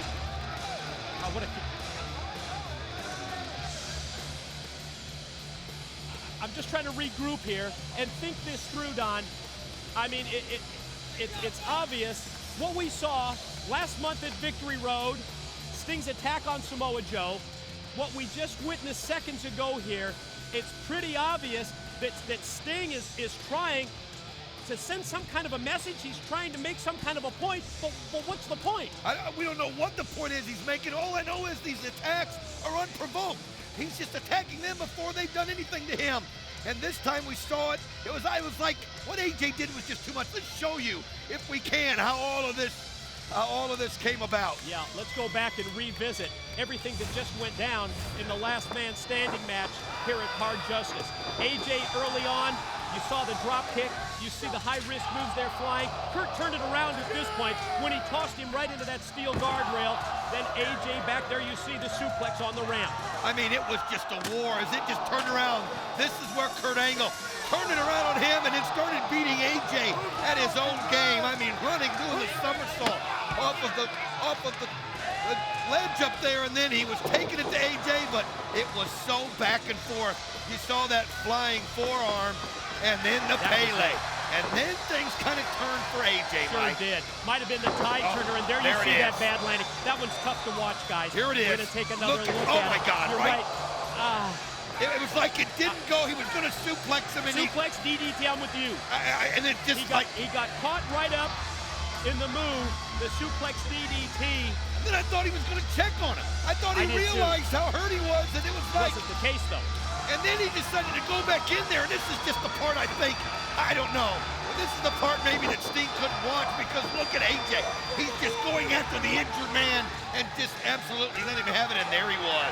Lights went out here in the arena, and then Sting with the Scorpion death drop laid out AJ Styles, and then the confrontation between Sting and Nash. Well, you could hear Kevin Nash. He asked him, what is that? What was that? It's like he thinks he knows what Sting's doing, but until Sting explains it to all of us, that's the key. We'll never know. I mean, if you think about it, what have we been saying for the past month plus? We just have more questions than we have answers when it comes to Sting's actions, and that continues tonight at Hard Justice. We're up next. It's our main event, 6 sides of steel for the TNA World title. The Phenom, the Legend, and the Icon. 3 men engaged in psychological warfare. Sting! All of a sudden, he just decides it's got to be him to take Joe out. Why is Sting doing this? Over the most coveted prize in professional wrestling today. The TNA World Heavyweight title. I proved to everyone around the world that Samoa Joe could not beat me. So right here, I'm gonna raise this title and declare your new World Heavyweight Champion. Can Booker T show the world why he is considered one of the most elite professional wrestlers in the world today? This is my 6 sides of steel with weapons. Weapons that will hurt a man real bad. Or will he become another victim to the Samoan submission machine? Samoa Joe looks to take his title back. Every day you hold that belt in your hand, you're a target to me. And I'll keep on hitting until you realize the mistake you made. In a 6 sides of steel with weapons match. But will he be able to overcome the mind games from Sting? Of Hard Justice, the champ comes for his belt. And Book, after I'm done with you, Sting, you're next. The TNA World Heavyweight Championship is on the line. Booker T and Samoa Joe look to settle the score once and for all in the 6 sides of steel with weapons. And ladies and gentlemen, it is time for our Hard Justice main event, the controversial situation revolving around the TNA World title, finally to be settled tonight. And I understand that Booker T is on his way to the ring, and there you see it, backstage, the locker room area. Booker T with possession of the TNA World Heavyweight Championship belt, accompanied by wife Sharmell. But bottom line, that championship belt that Booker T wears out to the ring tonight is a championship belt that he did not earn. He is the self-proclaimed champion of the world. Booker T, 6'3", 253 pounds. He survived a brutal beating by Samoa Joe at Victory Road and walked away in possession of the TNA World Championship. Now he battles Samoa Joe in the match of his making. 6 sides of steel with weapons. Is this the night that Booker T begins his official reign and finally fulfills his destiny in TNA?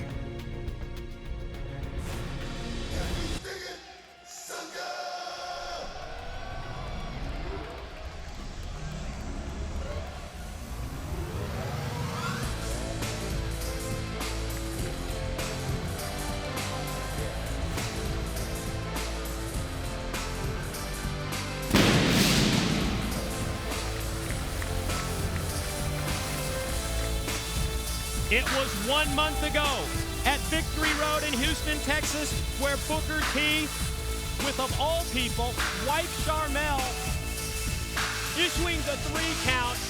He left Houston with the TNA World Heavyweight title belt. Tonight, it's Samoa Joe's chance to get his title back. Well, Samoa Joe let him keep the belt. That was the thing that kind of surprised everybody, but Joe used it as motivation. In Joe's mind, as long as Booker T is wearing that belt around his waist, then that keeps him focused on the task, and that's getting it back to its rightful owner, which of course at this time is Samoa Joe. You can see now Booker T, that look of pure dedication for what he's going to go through tonight. Buddy, you better plan on being hurt, because you're going to get hurt in the 6 sides of steel. And there you see the man who's the real champion here, Samoa Joe.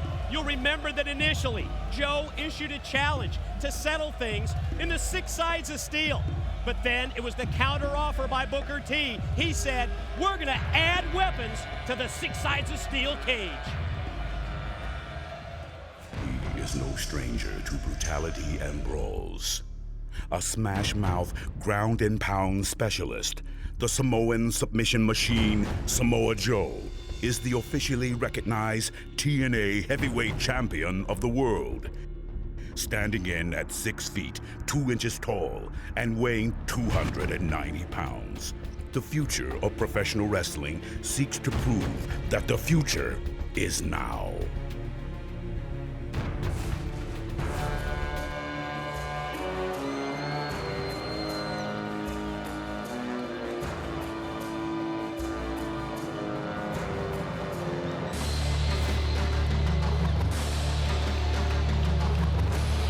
About a man having something to prove. That's the case for the Samoan submission machine. Samoa Joe's heard it from everybody, including his mentor, Kevin Nash. Those words that must ring in his head day after day. You can't beat Booker T. Well, one thing I've got to say, it looks like his mind's in the right place. He's letting Kevin Nash deal with the Sting situation no matter how bizarre it is. Because if he's thinking about what Sting might do, and we know how unpredictable he's been, then he's not going to have the right mindset. Once he gets locked in that cage, he's got to think of one thing, and that's making sure that he's either the first one out of there, pin, submit, and bring home that belt where it belongs. Samoa Joe circles the ring, circles the 6 sides of steel. We think back to April of this year when he defeated Kurt Angle to finally do it, to finally become TNA World Heavyweight Champion. Samoa Joe is a victory away from once again regaining possession of his title belt. To the ring, Jeremy Borash for the official introduction. Ladies and gentlemen, the following contest is scheduled for one fall and is your main event of the evening for the TNA Heavyweight Championship of the World. When the bell rings, the man in charge, TNA official, Mr. Earl Hebner. Ladies and gentlemen, live from Trenton, New Jersey, it's time for your Hard Justice main event of the evening. The rules for this match are follows. The winner will be determined by pinfall, submission, or the first man to successfully exit the 6 sides of steel. Introducing, first of all, the challenger. He stands in the corner to my left and is accompanied to the ring by his wife, Charmel. He weighs in at 265 pounds and comes to us from Houston, Texas. He is the #1 contender for the TNA Heavyweight Championship of the World, Booker T.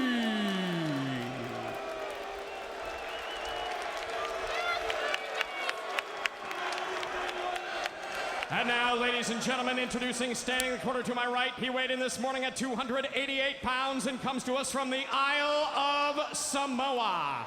He is the current reigning and defending TNA Heavyweight Champion of the World, the Samoan Submission Machine, Samoa Joe.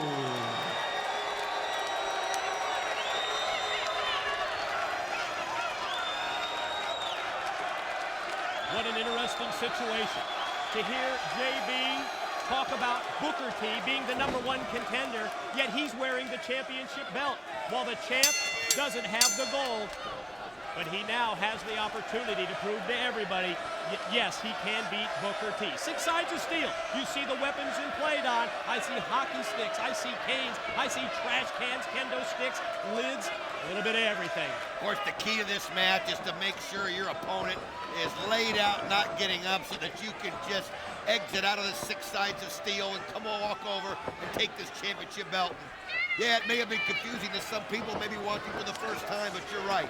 Samoa Joe let Booker T keep that belt as motivation. Told him to polish it up. I'll come get it when I'm ready, because all he's heard is what he can't do with Booker T. Well, I like that mindset as Booker tried to get a hockey stick and use it on Joe. Joe just came right at him. Just disabled the weapon from it, sets him up in the corner, and right above us here, Don, you can hear those chops to the chest. Booker sent for the ride. Joe gonna follow up, and oh man, did he just drill him in the corner. He just went right at him, and Booker T was waiting. Think about it, you've got weapons everywhere, but the actual ring itself right now is a weapon. The 6 sides of steel are unforgiving. They have no give in them. I mean, it's like hitting a wall, and it's like hitting a cheese grater. So you've got to be careful with that. It's not just about the weapons that you can get a hold of. And again, for a second time, we see Booker T grab for a weapon, and Joe cut him off, not enabling him, not allowing him to use it, and then Joe catches him again, first with the elbow, and then with those very talented feet. Boy, he caught him that time and drilled him. It amazes you every time you see it, how high in the air he can get those kicks for a big man. I mean, it's just, you cannot ever judge a book by that cover, because he's one of the most agile athletes we've ever seen, and that's right. At 280 plus pounds, this guy can do things that just defy logic at his size. Joe pulls down the trash can, positions it for Booker, and then just caught him with that kick. Look how he just completely, oh man! Just sits down right on top of the trash can and smashes it into Booker T. Advantage here in the early stages of our TNA World Heavyweight title. Our Hard Justice main event has to be Samoa Joe. Well, I'll tell you what, though, that's where you could see, I could see it on his face. That shot hurt him in the back. I mean, when you do something like that, you don't think about the damage it can cause you. Now he's grabbing the kendo stick as Booker T's trying to get to his feet, and look at it. Joe twirling the weapon around. Oh my, what a shot to the side of the head. Oh, those things, it's unreal. You know, you see the trash can, lids of the trash can, that kendo stick, there's just something about it. You can hear it, you can feel it. Joe stalks Booker in the corner. You see the punches, the series of shots to the head, to the midsection. Talk to somebody that's been hit by one, and they'll tell you they'd probably rather be hit by a car door than a kendo stick across the head. Quick reversal here by Booker, able to shoot Samoa Joe off into the corner. First signs of offense from the actual challenger in this match, Booker T. Now he's got Joe on the defensive. Well, you can hear Booker T screaming. I mean, it's getting him fired up. Oh, man! He just crushed it. crushed that garbage can right on the forehead of Samoa Joe and knocked him down, and now Booker. He's looking around. He's just got his eye on that hockey stick, and he wants to use it. And you can see he's looking at the back of Samoa Joe right now. The hockey stick that Joe blocked earlier, able to move out of the way. Oh my, what a kick by Joe. I'll tell you what, Joe just, again, just his quickness will surprise you, and right there he had to use it.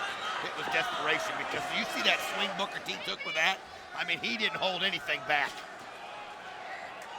Joe's got another weapon, pulling down the trash can lid and circling while Booker's down, and now Joe's got the second trash can. I have a feeling that we know what he's going to try and do here.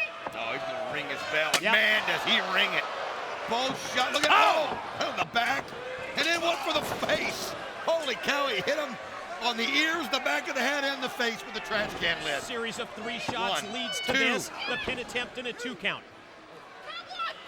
You can hear Sharmell screaming at her husband, trying to cheer Booker on here. Joe methodical at this point, but it looks on like he has some kind of a game plan when it comes to using these weapons. And he's got the steel chair now. Oh, he took a swing and, how about that spin kick by Booker T? As Joe missed with the chair, Booker just kept his motion going and just spin kicked it right in his face. Had all that momentum behind the kick, and the steel chair went right into the face, as you said, of Samoa Joe. And now Booker's got the chair as a weapon, and Joe's down, back exposed. Joe gonna try and get back up to his feet. Booker's got it. Booker's got the chair. Almost as if he's waiting for Joe just to get up so he can hit him with more impact, and that's exactly what he just did. The knockout blow, the chair to the top of the head. You could see where he caught him. I don't know if it was on the spin kick that he caught him there or right there. But Booker T has busted open Samoa Joe, and now look at him. Just applying the fist right there where he knows he's hit him hard. Oh, no. Takes the trash can lid, positions it across the head and face of Joe, and drops down. Leg right across the weapon. And there you can see that Joe has been busted wide open, and the blood now flowing down, and look at where the blood's flowing down into his eyes. Could be a problem in terms of Joe's vision going forward in this match. Oh, and you can sense it. Booker T feels it. I mean, he's got the advantage, and now look at that. Using that is it like an axe handle or something? Like, it's hard to see from where I'm at. Yeah, some kind of a handle. Sure. And he's just using it on the neck of Samoa Joe. Oh, Joe's just wobbling. Look at Joe drop down to a knee at the same time that Booker goes up to climb the cage, and Joe is there, going to try and cut him off. Booker trying to escape the cage, and they meet up at the top, and Joe with right hands. Series of shots by Joe, going to try and snap him down off the top. I'll tell you what, he just grabbed him by the neck, but I'm going to tell you, Booker T not only hit his face with the mat, he had a bad landing with his leg, too. As you can see, Joe, as the blood's getting kind of rolling into his eye, he's going to have to just somehow clear that out of the way. You got to wonder if it's affecting his vision. I'm watching him wipe it away right now here in front of me. Also takes away from your focus, from your concentration on what your next offensive move might be when you're concentrating on the fact that you've got that blood flowing into your eyes. Joe with the right. Sets up Booker. You can see Booker's wobbly-legged at this point. 3 shots, 4 shots. Now Joe takes him and just drives him. And you talked about maybe the ultimate weapon in this 6 sides of steel. That's that steel cage, and Booker went right into it. I mean, you're hitting a wall. It is amazing. It's because of the 6 sides of steel. It just takes away any of the give. And now Samoa Joe going to try to climb out of the cage himself and get them. And look at that. Booker goes right at him, and then just kind of slams him on his back. Impressive power move by Booker on the near 300-pound Joe. The lateral press, and referee Hebner counts 2. Pin, submission, or escape the cage. That's your options to win the TNA World Heavyweight Championship tonight here at Hard Justice. And look at Booker T. Look at this. He's just got a hold of him. He's got those legs. Guillotine-style choke here, trying to choke the life out of Joe. And he is twerking on that neck as he's got the legs wrapped around the midsection. And you can see Joe trying to get a base, trying to get to his feet, but at the same time, that blood's got to be gushing. And look at this. Joe's got his foot on the rope. And finally, referee Hebner notices that and breaks that hold, breaks that submission move by Booker T. Really couldn't scream anything at it. He couldn't say anything because of the grip that Booker T had around his neck.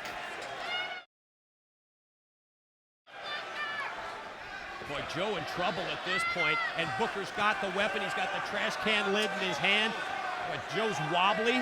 He's up to a knee. He tosses the can, and then he kicked the can right in Joe's face. Well, Joe has to react. You have no choice. It's being thrown at you. It's just instinct. You're going to reach up and you're going to grab it. Booker T knew that and just followed it with a kick. Here we go. Pin. Here's two. Joe's right there. He knew where he was. Great ring awareness. Certainly. The ring positioning of Samoa Joe and realizing that he was close to the ropes and able to get the break as Booker went for the pin. Sharmell obviously not happy with that. Neither is Booker T, who's now trying to intimidate Earl Hebner. Well, the bottom line was Earl made the right call in this situation. He just got to focus on the task at hand. Now he goes right back to where he bloodied him up and just putting those fists right into the forehead. Joe down, and Booker going to try and climb up the side of the cage, but you can see that Joe's going to get back up to his feet. Booker makes it now up to the top rope. Joe reaching for Booker to try and bring him back inside. It looked like Booker, there he is, trying to kick him back down, but now Joe's up at the same base that he is, and look at the shots, they're just trading blows. It's got to be hard to balance yourself on that rope, and you got to use one hand at least to hold on to the cage. Then Booker takes Joe from around the head, drives him face first. What? Did you see that? Are you kidding? How do you kick somebody from that position? How do you get your balance to be able to spring up into the air? And you can see Booker T dropping down and crotching himself there on the top rope. I mean, what an opportunity it is right here for Samoa Joe. Unbelievable that he's able to get that out, and look at him, he's coming right after him, and what a clothesline. Joe comes at Booker a second time, drops him with another lariat. Gonna try and shoot him off here, and does. Back first into the turnbuckles. There's the snap slam on him for the cover. Leg hook. Here's two. No. But you can hear him. You heard that scream come out from underneath him. I mean, you can just feel the frustration. He knows he's turned things around here. Yeah, you can feel the confidence level of Samoa Joe growing. Takes him up, drops him down, powerbomb. Booker fights it off, and then Joe goes STF here. He's got the leg grapevine. At the same time, he's got the crossface submission hold applied. You can see him just absolutely pulling on the forehead, pulling back, trying to force Booker T to submit. Booker T just holding on. And look at this, he now grabs the arm and pulls it back, just applying more pressure and more things going directions they're not supposed to go. Booker fighting through. You can see referee Hebner right in the face of Booker T to see if he's going to tap out, to see if he's going to submit. Booker trying to slide, do anything that he can to get his body near the ring ropes to get a break, and Joe hanging on for dear life. You can see Booker, he's reaching out, trying to find a rope, and if it wasn't for them long legs that he has, he never would have caught it. The way that Booker was able to position his body to spin it around, the effectiveness of the crossface was really lost by Joe towards the end of the submission move. Steel chair planted in the middle of the ring by Samoa Joe. Heads back to pick up a second chair. Holy cow. Samoa Joe wanting to finish him off here, give him that death blow. As you can see now, he's got a hold of Booker T, trying to get a hold of him, maybe hit him with a muscle buster on the chair. One would think the way that he's got him set up on the top rope, but Booker fights back, and then Joe caught him again out of nowhere with the kick. Unbelievable that he can keep doing that as long as this match keeps going. That's really and here he goes. Muscle buster attempt here. Booker fights it off. Joe tries to get his legs positioned properly. Now he gets him out. You think he's going to try and do the muscle buster on the chair? Oh, but you can see Booker T, man. Oh no! Look at that! This book hits him right on the chairs. Just when it looked like Joe was going to go for the muscle buster, Booker hits the book in. Joe goes back first onto the steel. Hebner down, counts two only. Oh, was that close? Nice counter though by Booker T. I mean, if he hits that on the chairs, it's over. He hits that muscle buster period at this point, it's probably over. But the chairs just would have made it that much harder, and he was able to, oh, look at this, here he goes. Busts out the spinner, Rooney, back up to his feet, doubles Joe over with the boot to the gut. Here comes Booker for the axe. What? Wait a minute. What's going on again? Booker hit the axe kick, and then the lights go out. Could it be Sting? What's going on? What? A guitar. Knockout blow from Samoa Joe, leads to the 3 count.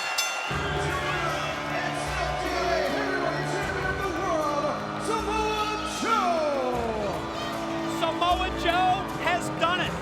Samoa Joe has finally beaten Booker T, and he hit him with a guitar. Unbelievable, the lights go out, so you're expecting something like that happened earlier. And the next thing you know, Joe sitting there with the guitar in the middle, and here he comes out of the cage to claim the belt that's rightfully his. Samoa Joe takes back his TNA World Heavyweight title. But I mean, think of that. He used the guitar. I never saw the guitar in play. Could this mean, Mike, what I think it means? Not. I mean, the guitar could mean just one thing. Does this mean that he's back?